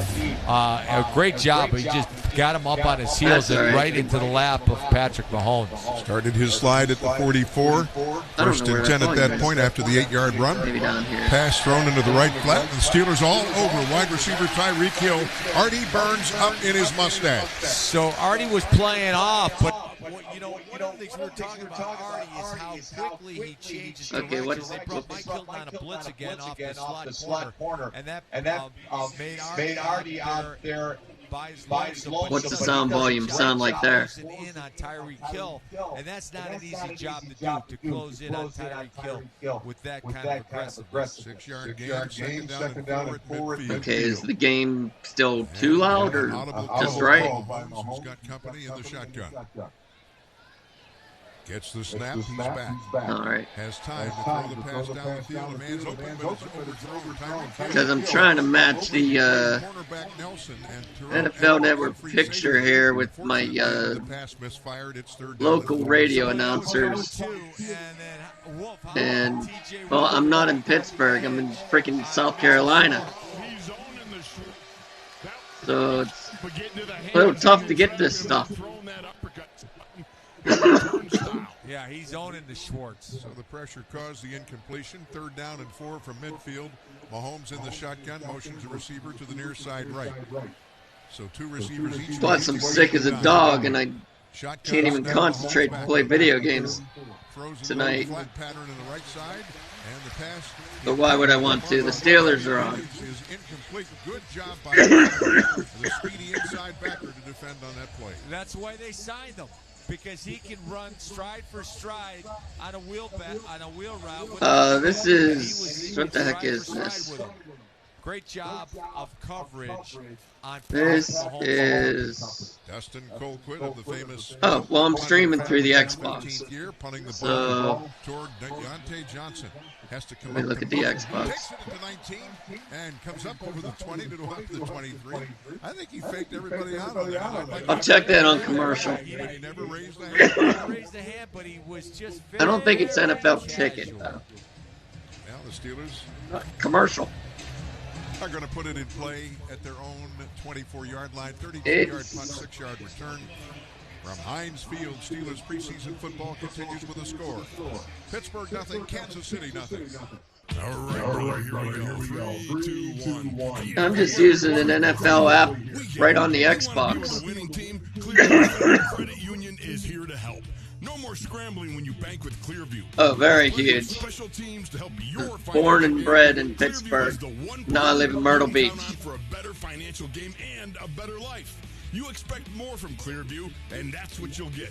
ClearviewFCU.org. That's ClearviewFCU.org. It's that blissful time of year yet again. Time for the Honda Summer Spectacular. Where qualified buyers can get 1.9% APR on the 2019 Honda CRV, which you made the best. Yeah, I'm a bit big of a Steeler fan, you see. And it's got my monogram on there. See dealer for financing details based on IHS market calendar year to date, March 2019 for non-luxury traditional entry size CUV segment. New retail Dallas fan in Minnesota. Damn, you're in the same boat as I am then. Can be hard. Toast or avocado toast. Ooh, 4 or 5-inch heels. But I do have an advantage. Myrtle Beach is considered it's considered Pittsburgh South. Since the local Panthers are on NFC, they get the Fox Channel games. So all the Pittsburgh Steeler games are on CBS as a home game. Join honorary Captain Michael Harris for the 31st annual Steelers 5K race presented by Gatorade on Monday. There goes my bot. Streamlab. The event includes a race, hey. walk, and kids kickoff run. The event starts at 8 a.m. He's quoting me. Participants will complete the course along the North Shore before crossing the finish line inside Heinz Field. Proceeds benefit the Art Rooney Scholarship Fund, and registration is open now at Steelers.com/5K. We bleed black and gold. This is the Pittsburgh Steelers Football Network. All right, Rudolph. Let's see what you can do here. The right guard is Matt Filer, and the right tackle for the Steelers, Chooks Okafor. Picking a hit, Juju and flat out. For Kansas City. So we'll keep those separate. Did you see all that drama that Antonio Brown's doing over the Raiders? Good riddance. There you go, baby. Go. Oh, shit. That was not going to be good. Is upended at about the 30-yard line, and he fumbled the ball away. Man, McDonald, don't do that kind of stuff. It'll be brought back to the spot of the fumble. Man, that thing popped out like a rocket. He had a nice shallow cross from the left tight end spot, and basically I think the helmet hit right on it. Now the 3 receivers to the left, because that popped out fast. Fumbled the ball out of bounds. Whoa! After a 5-yard gain, pass to the right flank. James Conner cuts up inside, and he's got enough for the first down. Up over the 30 to the 35-yard line, a 6-yard gain. First down.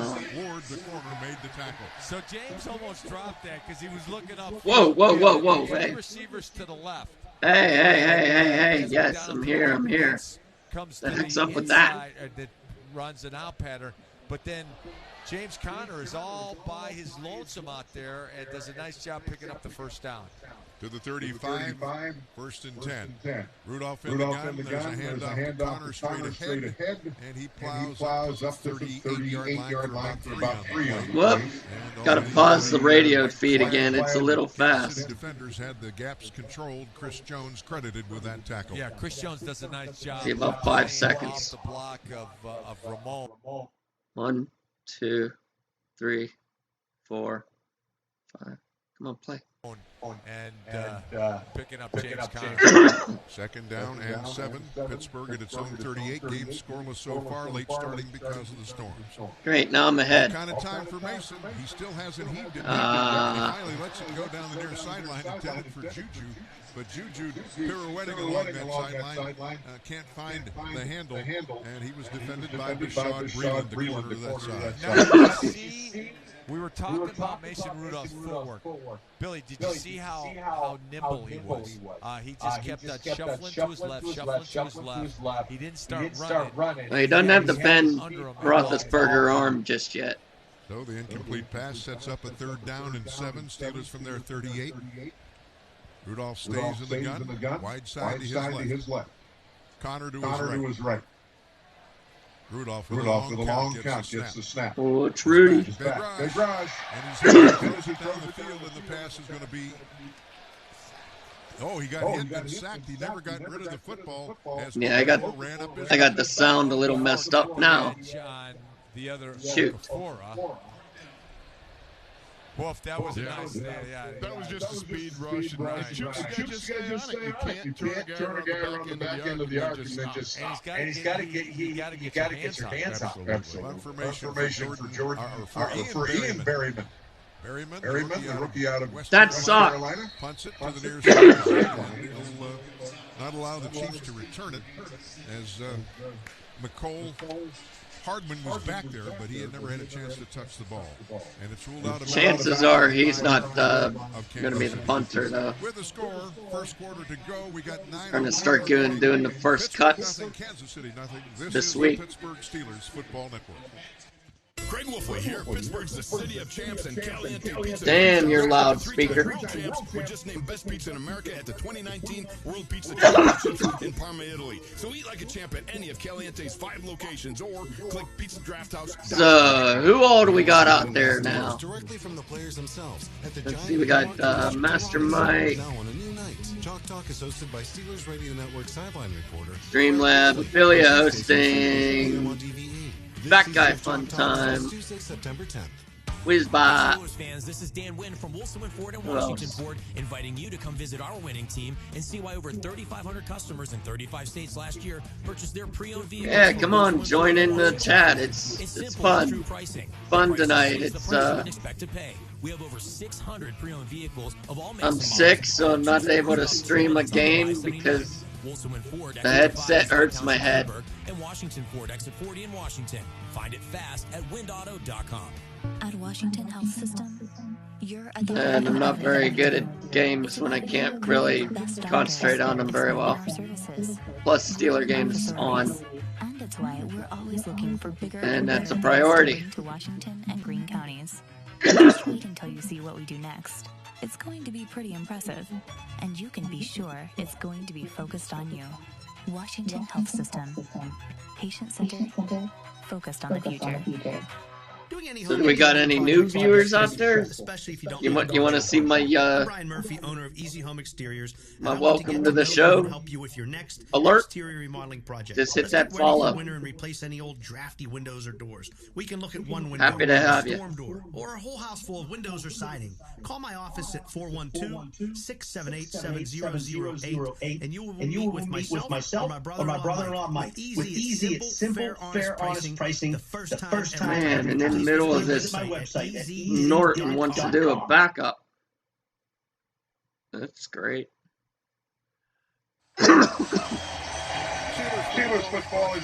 Norton, do you really have to do a backup in the middle of the stream? Home of the official truck. Yes. Billy, Kansas City's going with 2 tights. Well, at least we're 50%. From the 30, the turn by Mahomes in the give, and finding a crack is Carlos Hyde. Let's see, so far all we got is Twitch. From Jacksonville, and before that played at Cleveland.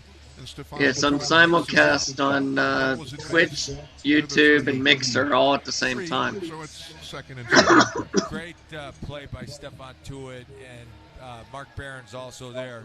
Steelers staying in. Oh, now they're going to a nickel with Mike Hilton playing the slot and two safeties.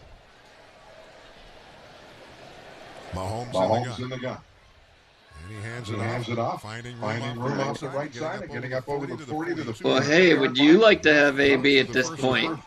It is Carlos Hyde in week 1 of camp, he froze his freaking feet in a cryogenic box and got all kinds of blisters and had to have his feet shaved off or whatever. And now this week he doesn't want to wear the helmet.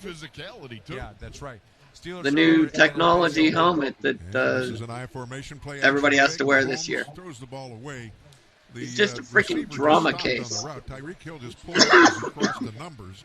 Steve Nelson was well behind him, but the pass sailed into the Kansas City bench incomplete. And I think the reason Patrick Mahomes and you'll see we're gonna have Juju with about 3 other wide receivers that are gonna clear that backside of defenders. He never really quite set his feet when he threw the ball.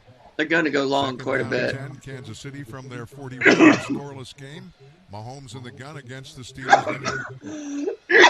And he hands it off. And fumble. With room is Carlos Hyde, and the ball comes out, and the Steelers recover it. Sean Davis comes up with the ball. Whoa! Carlos Hyde had running room, then all of a sudden the ball was loose and going forward.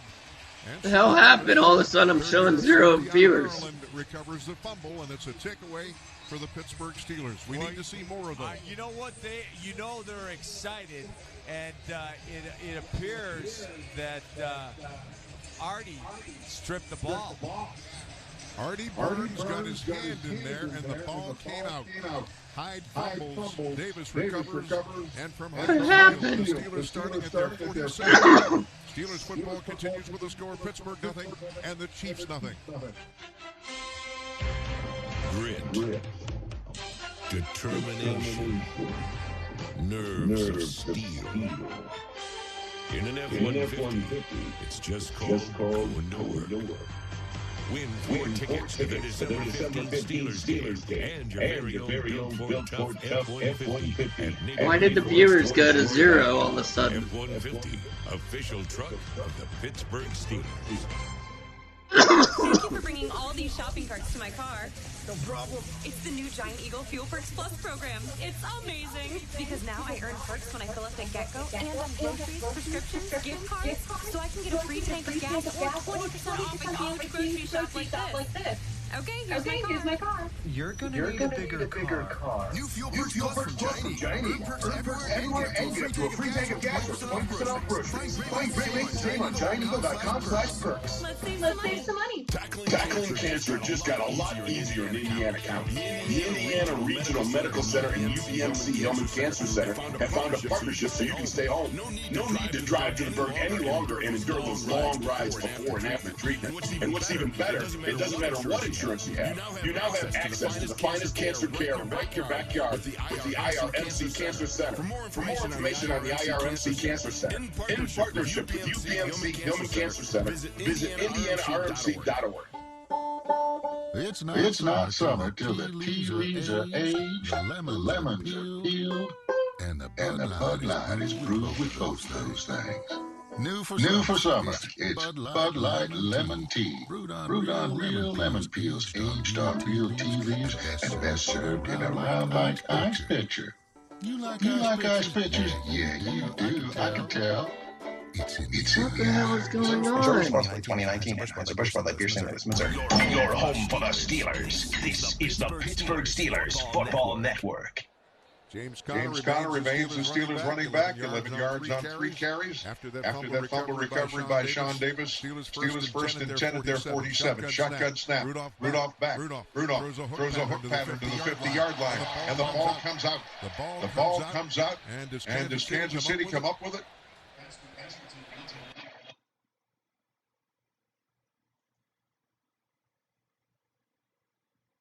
Pass was complete to Dante Moncrief. Fumble recovered by Kansas City. First down. Well, he caught it, and then it was wrestled out. And a good job by the Kansas City Chiefs. Nice, Damian Wilson. Nice strip by Miller. Number 34. Herb Miller had it. Watch Herb Miller comes up and strips it. And Wilson recovers the fumble, and the Steelers turn it over. And that.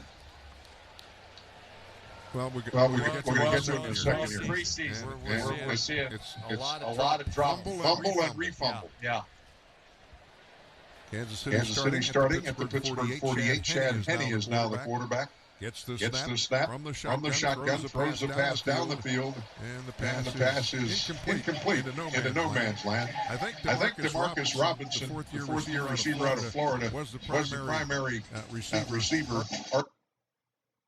Artie Burns covering on the play, and the Steelers are slow to get up, but he's up and ready to go again. It's second down and 10. Kansas City after the fumble recovery is at the Pittsburgh 48. Billy, I think both offenses are disjointed, and I think it's because of the rain delay. You're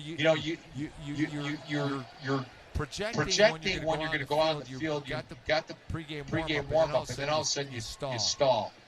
All right, Henne back, throws the quick slant. Steelers make the quick tackle, but the ball is advanced inside the 45 down to the 43. Robinson pulls it in. Nelson with a quick tackle, but it sets up a third down and 5. I like the way the Steelers secondary is tackling.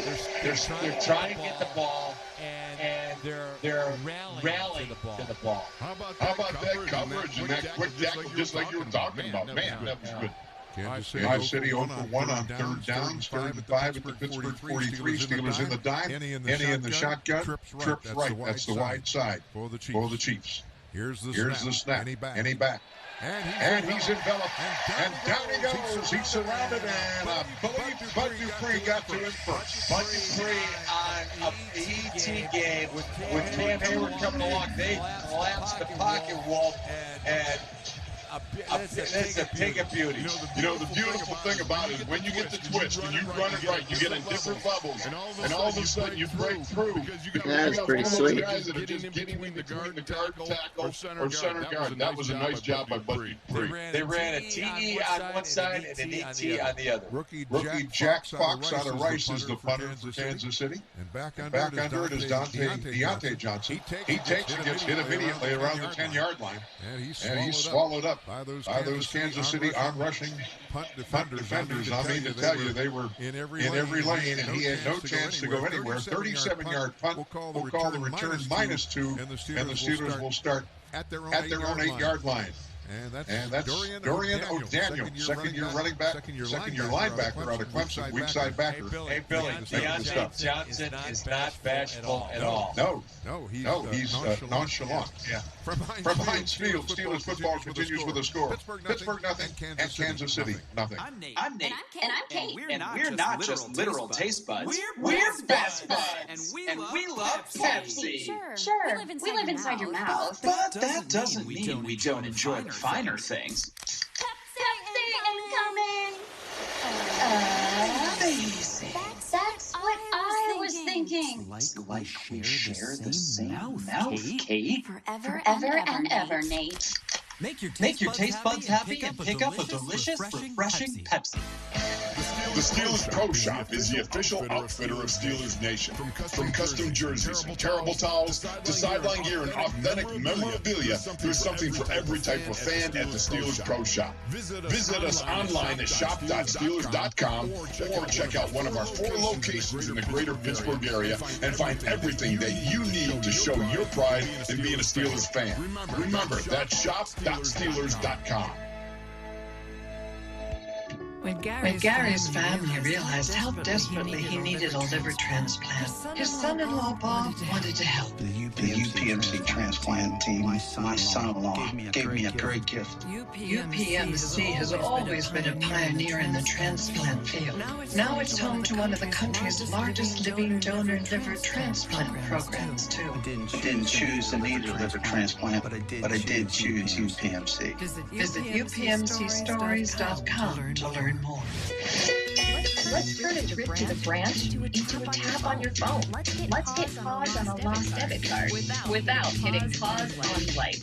That's how First National Bank is redefining convenience with a top-rated mobile app that puts more security and control at your fingertips and friendly people to help you succeed right by your side. Let's get started at fnb-online.com or your local First National Bank. FNB member FDIC. Steelers football happens here. The Pittsburgh Steelers Football Network. We now pause for station identification on the Pittsburgh Steelers Football Network.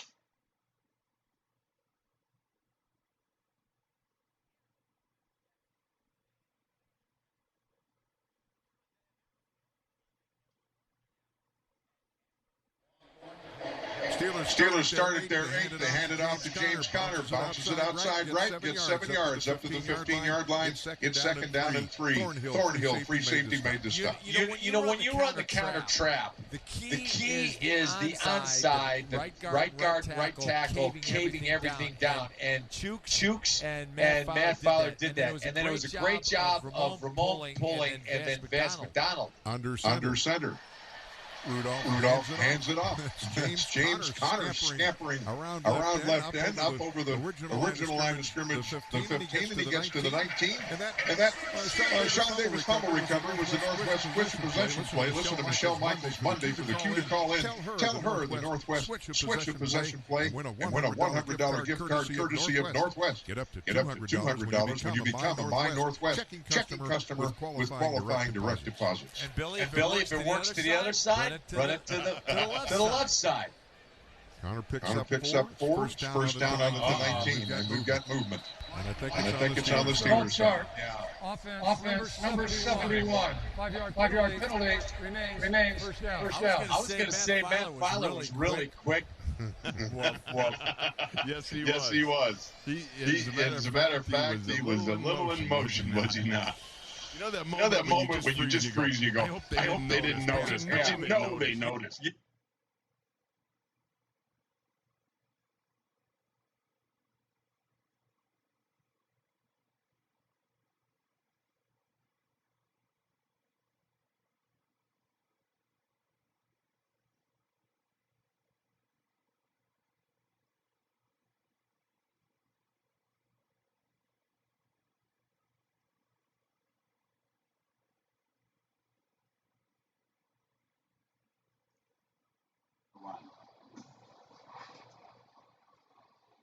So Mason Rudolph last week 5 for 8, a couple of touchdown passes. We see Deontay Johnson in the game. The thing about him is he fumbled on that punt return. He's really good in special teams, and that's likely his job, but he can't afford to fumble. But when you see some of the route running he does, you'll be impressed. And you've seen it St. Vincent College. Rudolph with time fires, and that's a drop over the middle. Xavier Brimble had the ball, and it goes in and out of his hands. And that's a clear drop. Clear drop right here. He was anticipating the hit at the backside safety. He just didn't look the football in. Xavier Brimble, he's a big guy. He's 6'4", 6-year out of Southern Cal. He wants those opportunities because of the loss of Jesse James, who left free agency for Detroit. But that's a play he cannot leave out here on the field. Of course, he had that critical fumble in the Denver game last year. He was going for the goal line, and he got hit right there, went out of the end zone, and lost possession. Eli Rogers in the game now for the Steelers. He and Ryan Switzer have been involved in a nice slot battle. Rudolph now, with time, fires, has the ball tipped and almost intercepted there. That was in and out of the hands of Juju Smith-Schuster. And it goes incomplete and almost intercepted on the play by Kansas City. That was a nice breakup by Herb Miller on the play right there. Playing man-to-man coverage, Juju. It's a hand in there, missed opportunity for that Chiefs defense. All right, so he was going to punt it again. That's been the story of the first half. Some sloppy play. And this one's taken by Hardman. And back there, trying to get us Justin Lane. And finally, a wonderful special teams play. They're delivered by Benny Snell. You know, and for his offense, he's pretty good on special teams too. But both Justin Lane and Benny Snell were back there. That's a 15-yard loss after Hardman secured the football on a 43-yard punt. Nice initial play by Justin Lane right there. Benny Snell was able to finish him up. Last week, the numbers in the rushing game weren't what he would have liked, but he really showed up in the special teams play. And here's another example of him making plays on that special teams unit. Yeah, and that's what Danny Smith wants to see. When we talk special teams, you're not just talking about returns, for your own team. You want to make sure you do stuff like that. A 15-yard loss on the collective effort there by those two young players coming in their first year. Chad Henne remains in the game. T.J. Watt applying pressure. And it's a completion to Dion Yelder, one of their tight ends, for 4 yards on the play. He was last year with the Saints as an undrafted player. It was good to see T.J. Watt out there. Missed some time during training camp with a hamstring injury. He's back. He had a solid season last year, Pro Bowl. A lot of talk was with Khalil Mack and what he did in Chicago, 12.5 sacks. T.J. Watt, 13 sacks on the season last year, so he quietly had a solid season. Carlos Hyde remains in the backfield. He fumbled early in this game, has the ball, being pursued from behind. And that's a pile that keeps getting bigger. A rugby-like situation there, 5-yard gain. Steelers defense collectively make the stop there. Justin Hargrave he's another guy playing for a contract, Charlie. He'd like to get something. He wants to distinguish himself as a 3-down player, but that's been hard for him to do when they go into specialized football. Right, they're trying to use him as a 3-down lineman. Of course, they use Cam Hayward, sometimes bumps him down to the nose tackle position, but Jay Wobble is what they call him here in Pittsburgh. He's been solid during his time here, and of course, is he deserving of that contract? Absolutely, he is. All right, it's 3rd down and 1, short yardage situation. Penny now changing plays, and he drops back into a shotgun. And we have the penalty, delay of the game. Obviously, there having some confusion.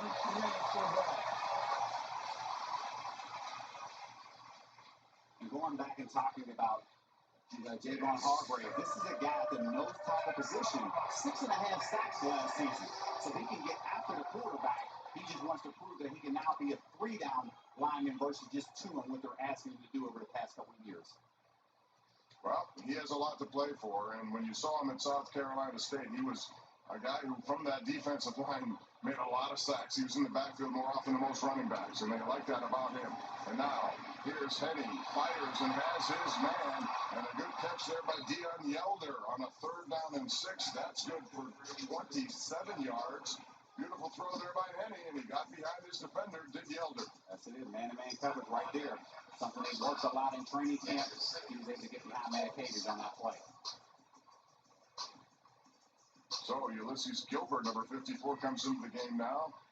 Mike Tomlin, opportunistic about watching him play, but certainly said he played late in the game. We're going to see what he can do a little earlier in the game, and he's in there right now.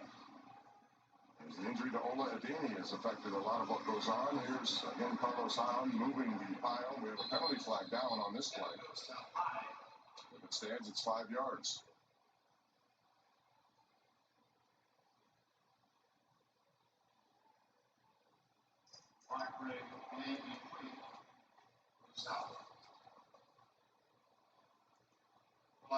Illegal motion, offense, 2 players moving at the same time for the step.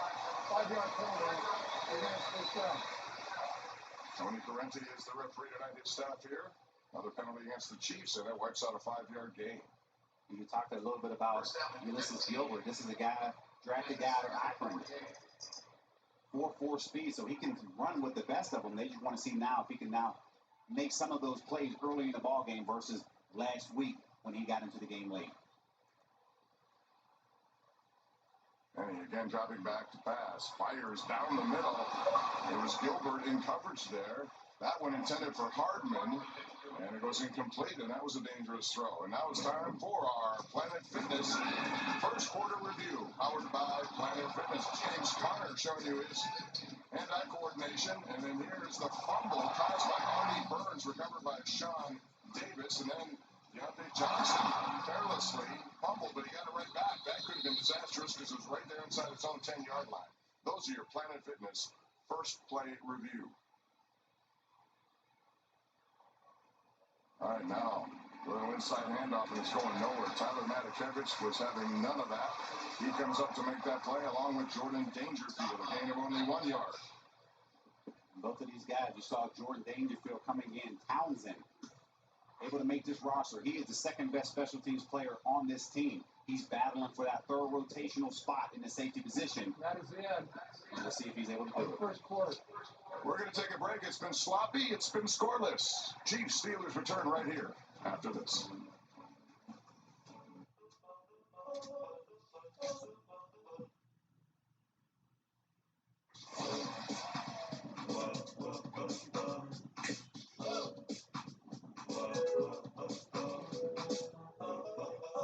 Hey, Jets, Thursday's coming. Thursday night? Cowboys. Thursday night? Philly's coming for that challenge. Sorry, Philly. Thursday. What, Thursday night? Thursdays, 8 p.m. Brian Banks was 16 years old when he was accused of a crime he did not commit. I'm trying to work my way back to the NFL. I gotta clear my name. Come at me with all these legal excuses about the system. Truth matters. Say PG-13.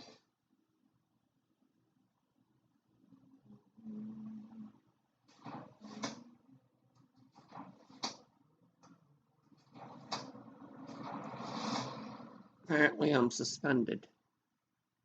AT&T has dropped NFL Network from AT&T Uverse and DirecTV Now. Fans will miss out on the #1 destination for everything NFL, including year-round coverage of all 32 teams.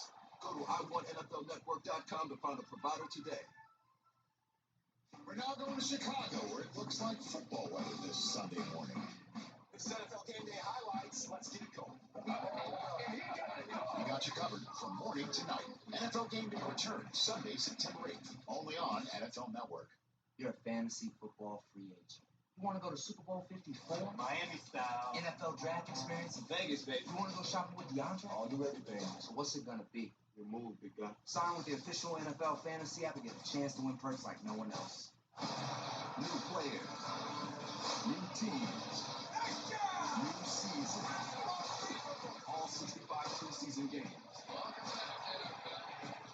The NFL preseason all this month on NFL Network.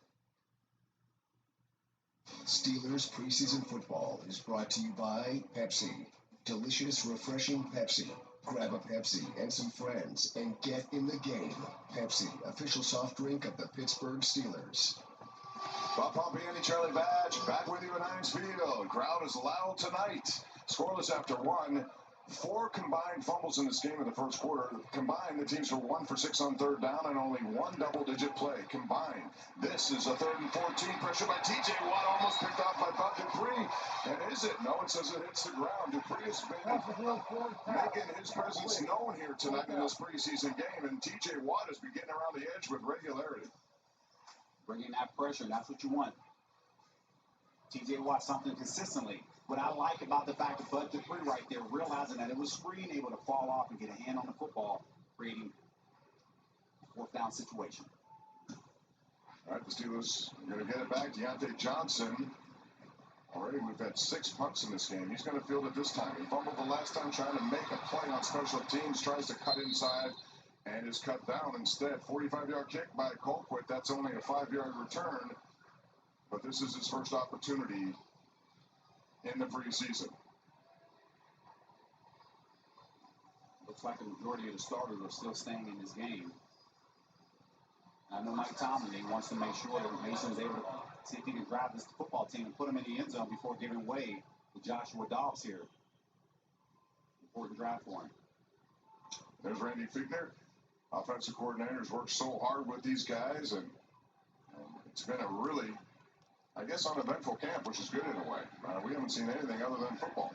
Jalen Samuels in the game now for the Steelers. Rudolph under pressure, and the flag goes to Samuels, and that's what he does best. He gets away from Sorensen. We have a flag down, however. In the neighborhood of holding, you would think.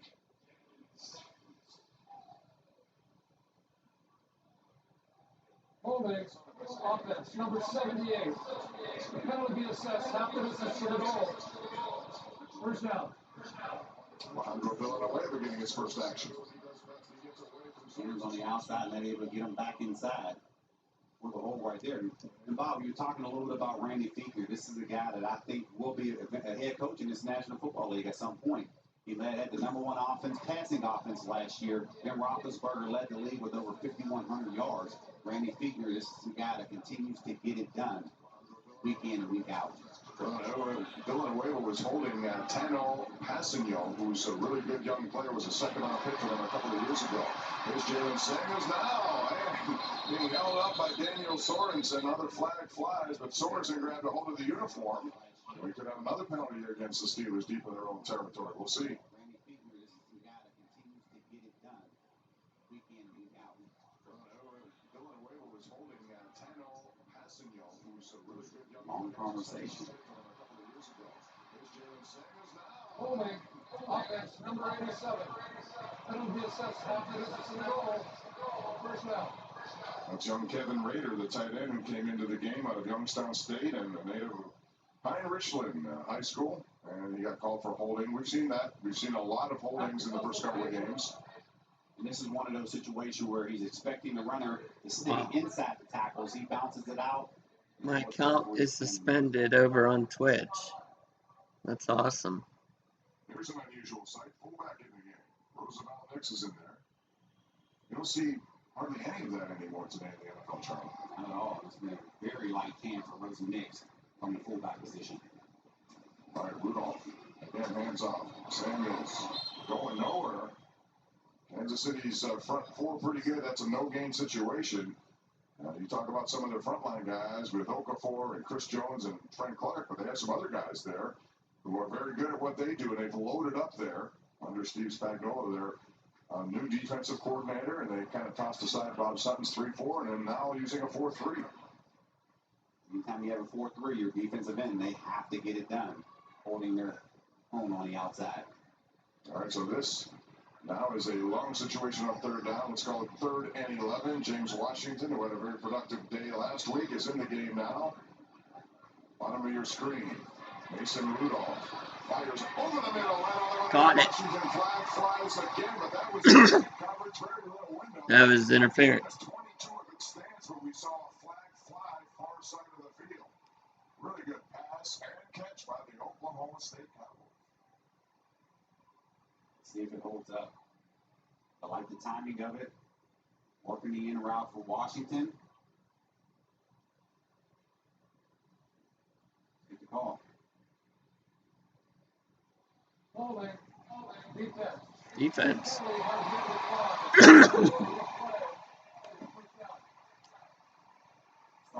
Protection here. See BJ Penny here working a double team here with Tyler. Rudolph's able to slide to the right, connect with the in route for Washington, pick up the first down. That was a very little window there. He had to put it between 4 defenders, and he did. And that's trusting it right there in between the corner and the safety. James Washington, who had a really good game last week, had a good preseason last year, did not translate into the regular season, but he's about to change that, it appears. This is Eli Rogers working the middle of the field, and that is for a short game before he's knocked down there by Ben Neiman. Gain of 6 on the play. Eli Rogers, it's good to see him out there. He battled the ACL injury. Yeah, holding on the defense, but going back to Eli Rogers, this is the guy who's gaining that confidence. He has the trust in Ben Roethlisberger and expecting big things out of the slot position from him. Mason Rudolph again in the shotgun here. Stands up in the target, fires. Nice catch. Goes up and get it.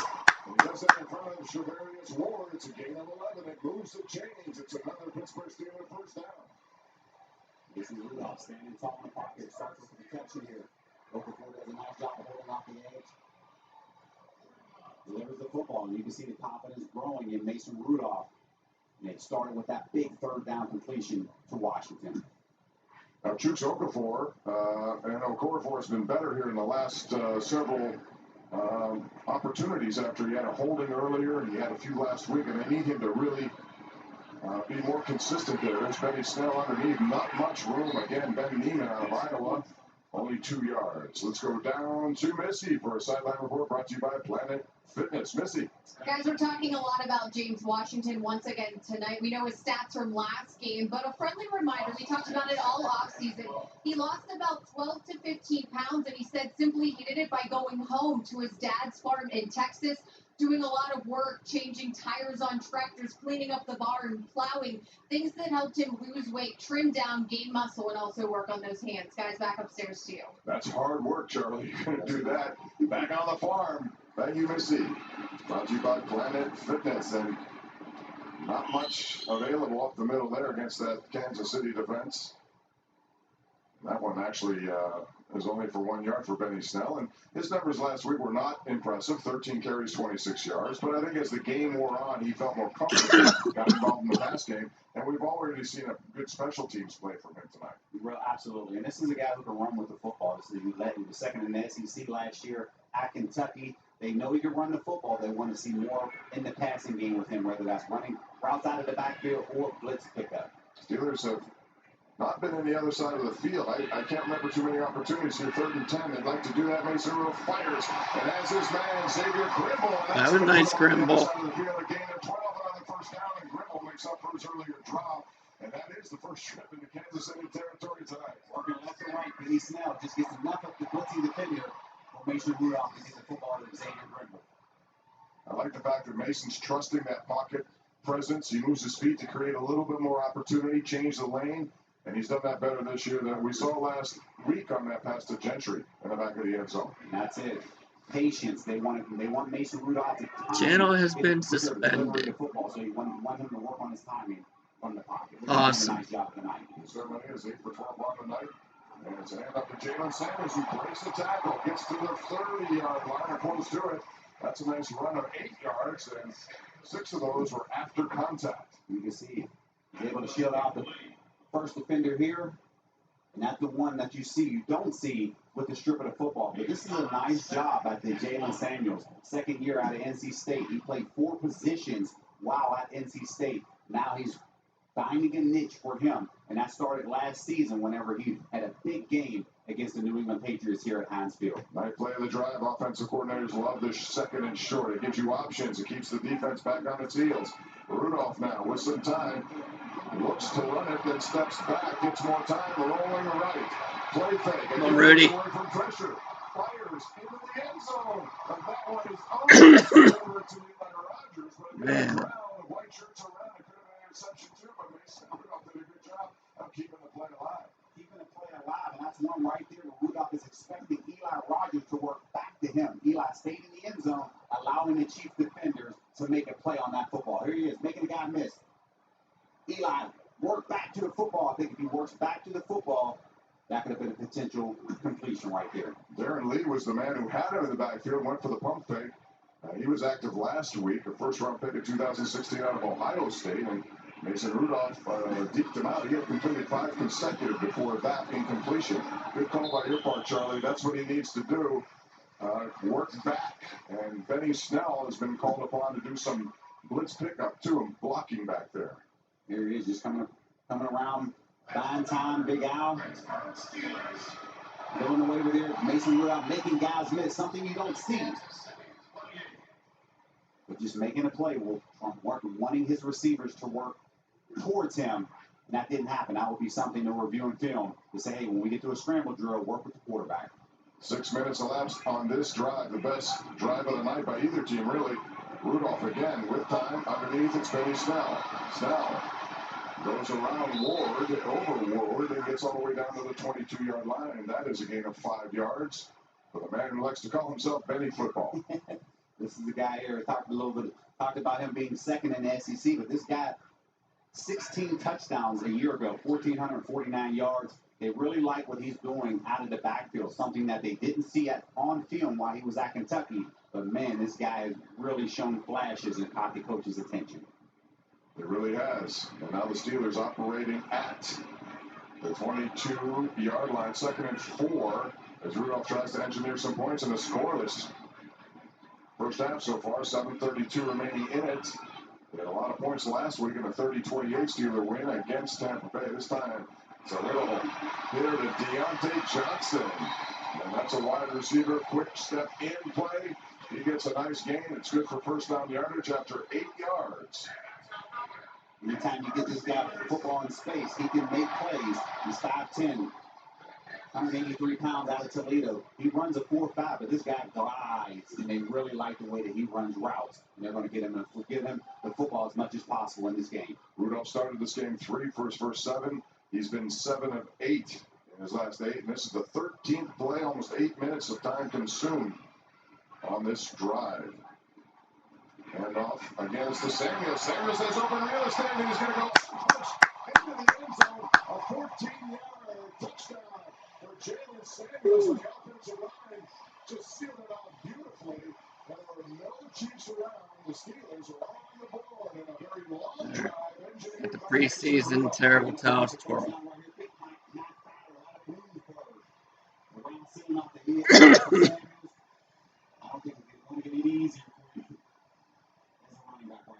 Good job by Grimble, by Washington, wide receiver block, and of course, finally moving over and pulling, and just there was nobody there. A good play call by Randy Fiedman, and it results in 14 plays, 89 yards, 8:06. 14-yard touchdown point after Chris Boswell, and he continues to be perfect in this preseason, and the Steelers are on the board with 6:39 remaining in the first half. A beautiful drive by an emotional Mason Rudolph. We'll be back to Heinz Field right after this. Samuels scores first.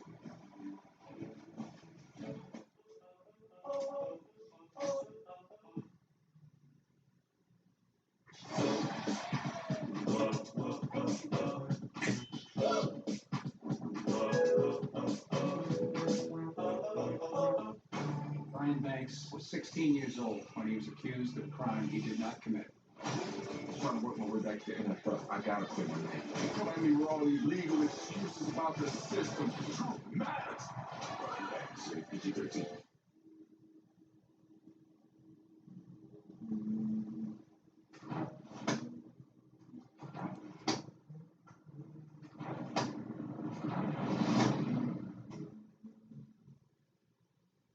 Hey, Jets!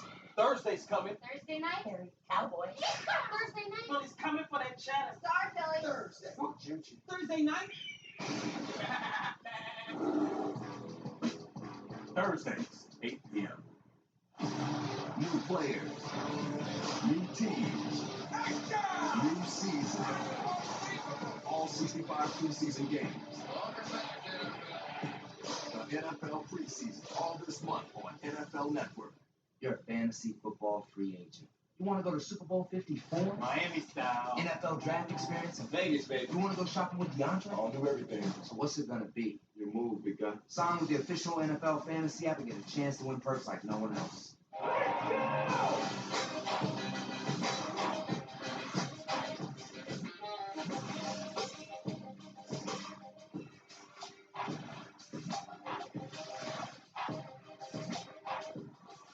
AT&T has dropped NFL Network from AT&T Uverse and DirecTV Now.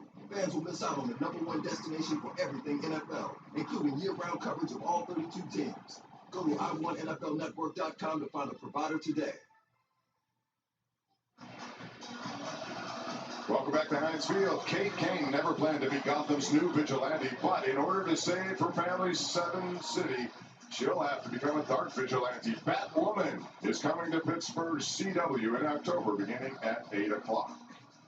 That was a very impressive drive as Chris Boswell's about to kick it off. 14 plays, 89 yards, 14-yard score by Samuels, untouched into the end zone. And Mason Rudolph, Charlie, was 7 of 8, 64 yards on that drive. And that's what you want to see. I said it was an important drive before they started, and he was able to drive the length of the football and put them into the end zone. Draymond Smith, and he's hit. Terrell Edmonds in special teams. Steelers special teams been all over the place there. Roosevelt next, what else? He's always involved. Draymond Smith is an electrifying special teams man. Had a 97-yard kickoff return last year against New England on Sunday Night Football. As that Steelers drive started, I said Rosie Nix had a quiet preseason or at least training camp because there weren't many fullback plays, but this is a guy who continues to make plays in the special teams, and when the regular season starts, his name is called and called off. Steelers still have a lot of starters in the game, including Bud Dupree, who's deflected a pass. And there is T.J. Watt. who missed some of the training camp with an injury, but he's been back, and we have a flag on the play. This is where you get coming out of the huddle, or at least from the kickoff situation. Communication has to be there because the Steelers had 12 men on the field. Keep that hashtag going. That's Steelers Nation, and we'll be putting on some of those tweets. This one, the Wizard of Oz, looking good. Players on the field, it's snaps. 5-yard penalty, first down. Illegal substitution, 5 yards on that one. And Chad Henne goes to work. He remains in the game for Kansas City. The Steelers defensive have been very good so far in this game. Kansas City hasn't had much to work with at all. Pat Mahomes, who started 3 for 3, did not complete a pass after that. His night of work was over. And here's a little broken play, and that's an intended pass. It went for Blake Bell, and it goes incomplete. Henne, under a little bit of pressure there, started a run and then tossed it down the field. One of those pass options, he was looking to throw the quick out to the left. Play was covered by the Steelers, and unfortunately, he was held with the football and just got rid of it. But Dupree once again in on that play. Very encouraging game tonight for him. We haven't seen much of him, obviously, since the end of last year. A lot in training camp, but this is his first game action. Darwin Thompson in the game now, running back for Kansas City. And Thompson gets to the outside, pushed out of bounds by Gilbert. That's a nice gain there by Darwin Thompson out of Utah State, a 6th-round pick this year, 14 yards around the edge. That's one right there with Tyson Alulu. He's complaining about a hole right there. Didn't get the call, but we're starting to see Kansas City come back to that play because that's the second time they had success with it throughout this game. Yeah, their fullback in there now, Anthony Sherman, who was a Pro Bowler last year. Again, you don't see many fullback plays designed in football today. Once again, it's Bud Dupree off the edge. You got a hand on Thompson, but couldn't corral him. Gilbert does a gain of 3. John Davis also involved in that, but both T.J. Watt and Bud Dupree have been pretty active around the edge, and Dupree almost got there. Bud Dupree, this is a solid guy. 6'4", 269 out of Kentucky.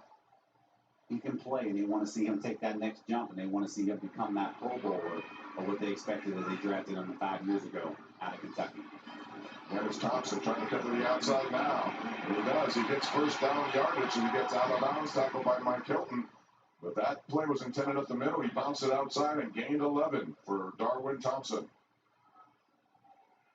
Good success here by Kansas City running the football, trying to take some of that pressure off of Chad Henne there. And then, of course, that offensive line. And as the Steelers rotate their defensive line unity, and they want to see Big Dan McCullers. He just enters the game, number 93. Only played 12 snaps last year, but he is a monster. He's 6'8". And they want to see him get things going and create havoc in the middle. Nick Kaiser tying in motion there. Hey, again, looked like T.J. Watt got a hand on that. That could be a Watt swat. At least he was in that vicinity. It's good to see him now. 20 sacks on his career by T.J. Watt. He continues to get after the quarterback. Of course, he's working the left side right now. 2 years ago, he was on the right. They flip-flopped him and Bud because they wanted to see these guys get after the quarterback, and it's really worked for T.J. on that left side. Darrell Williams comes to the game for Kansas City, 31. Steelers have really tried to increase the amount of reps they do trying to, and there's a false start there, it looks like, for Kansas City offense. Offense, number 66. 5-yard penalty, remains, 2nd down. When we talk about turnovers, how much of it is pressure up front, forcing a quarterback to do things he's not comfortable doing? Because you can talk about defensive backs all you want and not making plays, but a lot of that starts up there. It really does, and pressure and coverage, they have to work together. Last year, they led the league with 52 sacks with Kansas City, but they weren't able to create those turnovers. They only had 8 interceptions on the year, and that was something that they worked throughout training camp. Once again, play fake, and it's an option play to the outside. Henne, Sean Davis came over to knock him out of bounds, but that went for only 3 yards. Henne's not the fastest quarterback you're going to find, but that's it. Just trying to get as much as possible. Of course, he slaps on the play. But talking about this Steelers defense, they were minus 11 in turnover ratios last year. They weren't able to create the turnovers, and that was something that plagued them as the year went on. And that's something that they really worked in. They added Terrell Austin, secondary coach. along with instant replay. He's doing he has multiple roles, but they want him to help increase what that secondary unit is doing. And that started up in Latrobe. 3rd and short now. Here comes Dupree from the outside pass over the middle, and it's a good one. Marcus Kemp is there. He makes the reception before he's wrapped up, and that's going to be first down yardage and a gain of 27 for Marcus Kemp, who's limping as he comes up. And he is a young man out of the University of Hawaii. Nice throw by Henny right there, reading the cover 2, man-to-man coverage underneath. And he was able to get behind Mike Hilton, which Mike Hilton is one of the best nickel defenders in the league, and that was something right there that Kansas City was able to exploit. We saw that throw from Rudolph for Washington in tight coverage. That's the same thing for Henny, who split that defense. Again, he looks in the end zone, firing over the head of Hardman. Good defense on the play by Artie Burns, who's had a forced fumble here tonight. And Burns, his play throughout training camp has been much improved, although he's always been pretty good in training camp. But for whatever reason, lost his confidence. He'll be counted on to be a reserve behind the 2 starters. And this is a first-round pick out of Miami 4 years ago. They love what he's capable of doing. He's 5'11", 183. He runs a 4.4, but last year he lacked confidence as the year went on, ultimately got benched. A lot of things happening. We weren't sure if he was going to be on this roster as training camp unfolded, but here he is making plays and hopefully getting part of that rotation again. All right. So now it's 2nd and 10. And the Steelers, Dupree, trying to get to the quarterback, jumps in there. They may get Kansas City on a false start.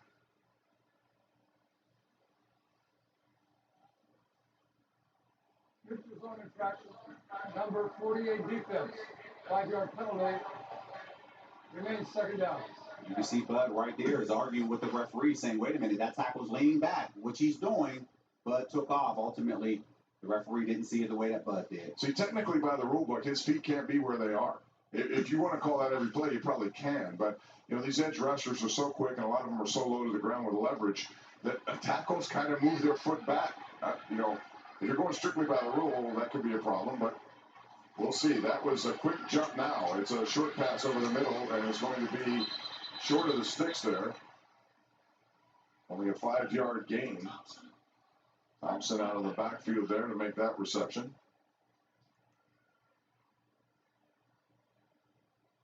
Here you are. Ultimately, the Steelers have been one of the best in the red zone under defensive coordinator Keith Butler.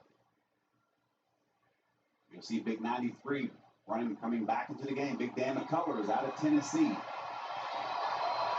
All right, now we have a 3rd down and short. Handoff right up the middle, and it's going to get first down yardage. Henry Mondo for the Steelers makes the tackle on Darwin Thompson, and he gets first down yardage there. A gain of 4 on 3rd and short. So Kansas City continues to plow down the field, trying to answer a Steeler drive, which went for 89 yards as we approach the 2-minute warning.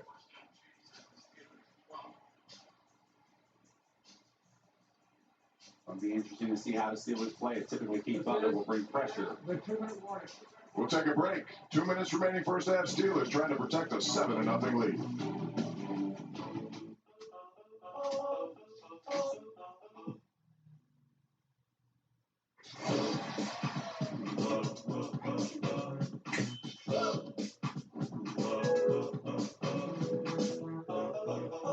I was 16 and I had the attention of the NFL, but I was accused of something I didn't do. The system doesn't care about me. The truth matters. Brian Banks, rated PG-13.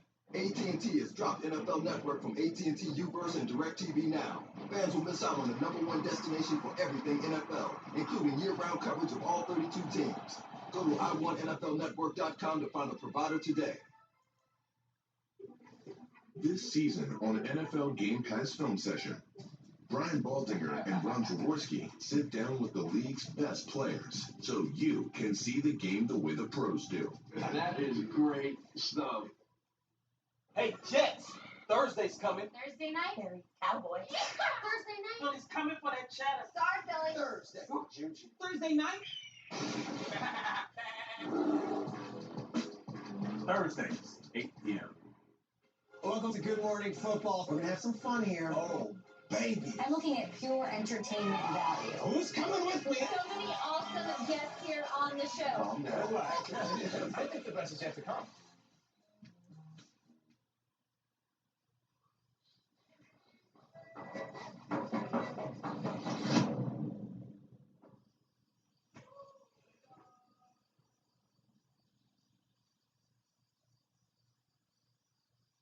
now going to Chicago, where it looks like football weather this Sunday morning.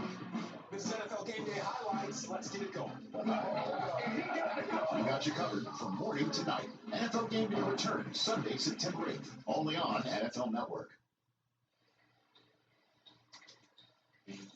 Welcome back to Heinz Field. Now it's time for a Planet Fitness second quarter review, powered by Planet Fitness. Here's Mason Rudolph. Long drive. He tried to get one in there to Eli Rogers, who Charlie said should have come back more for the ball. Look at this pass right into a tight window to get James Washington. A big part of that 89-yard drive. Sealed off blocking. Jalen Samuels goes in from 14. Those are your Planet Fitness second quarter replays. Darwin Thompson in the game, as is Cody Thompson. A pair of Thompsons. And Blake Bell at tight end for Kansas City now as they operate from the Steelers' 12-yard line. 2 minutes remaining first half. And the Steelers on that long drive was only going to touchdown by Samuels, having the only point so far. They'd like to keep it that way. Penny. From behind, but again as he beats the tackle cleanly. We've seen Bunting securing his roots in the past. Not this time. 5 yards lost there. And what a play by Dupree. You'll see 75 Cam Irwin right there, not able to contain Bud Dupree. And that's what they want to see. That speed from the outside, and he was able to deliver in a big way. Boy, he just got around Cameron Irving, who was a first-round pick in 2015 for the Browns, traded here for a 5th-round pick. Made that look easy. And Bud Dupree's having some night for sure. So it's second down now as they move backwards. Penny, slant pattern, and that one's blocked by Artie Burns. He's had a forced fumble, jumped up on a corner blitz there, and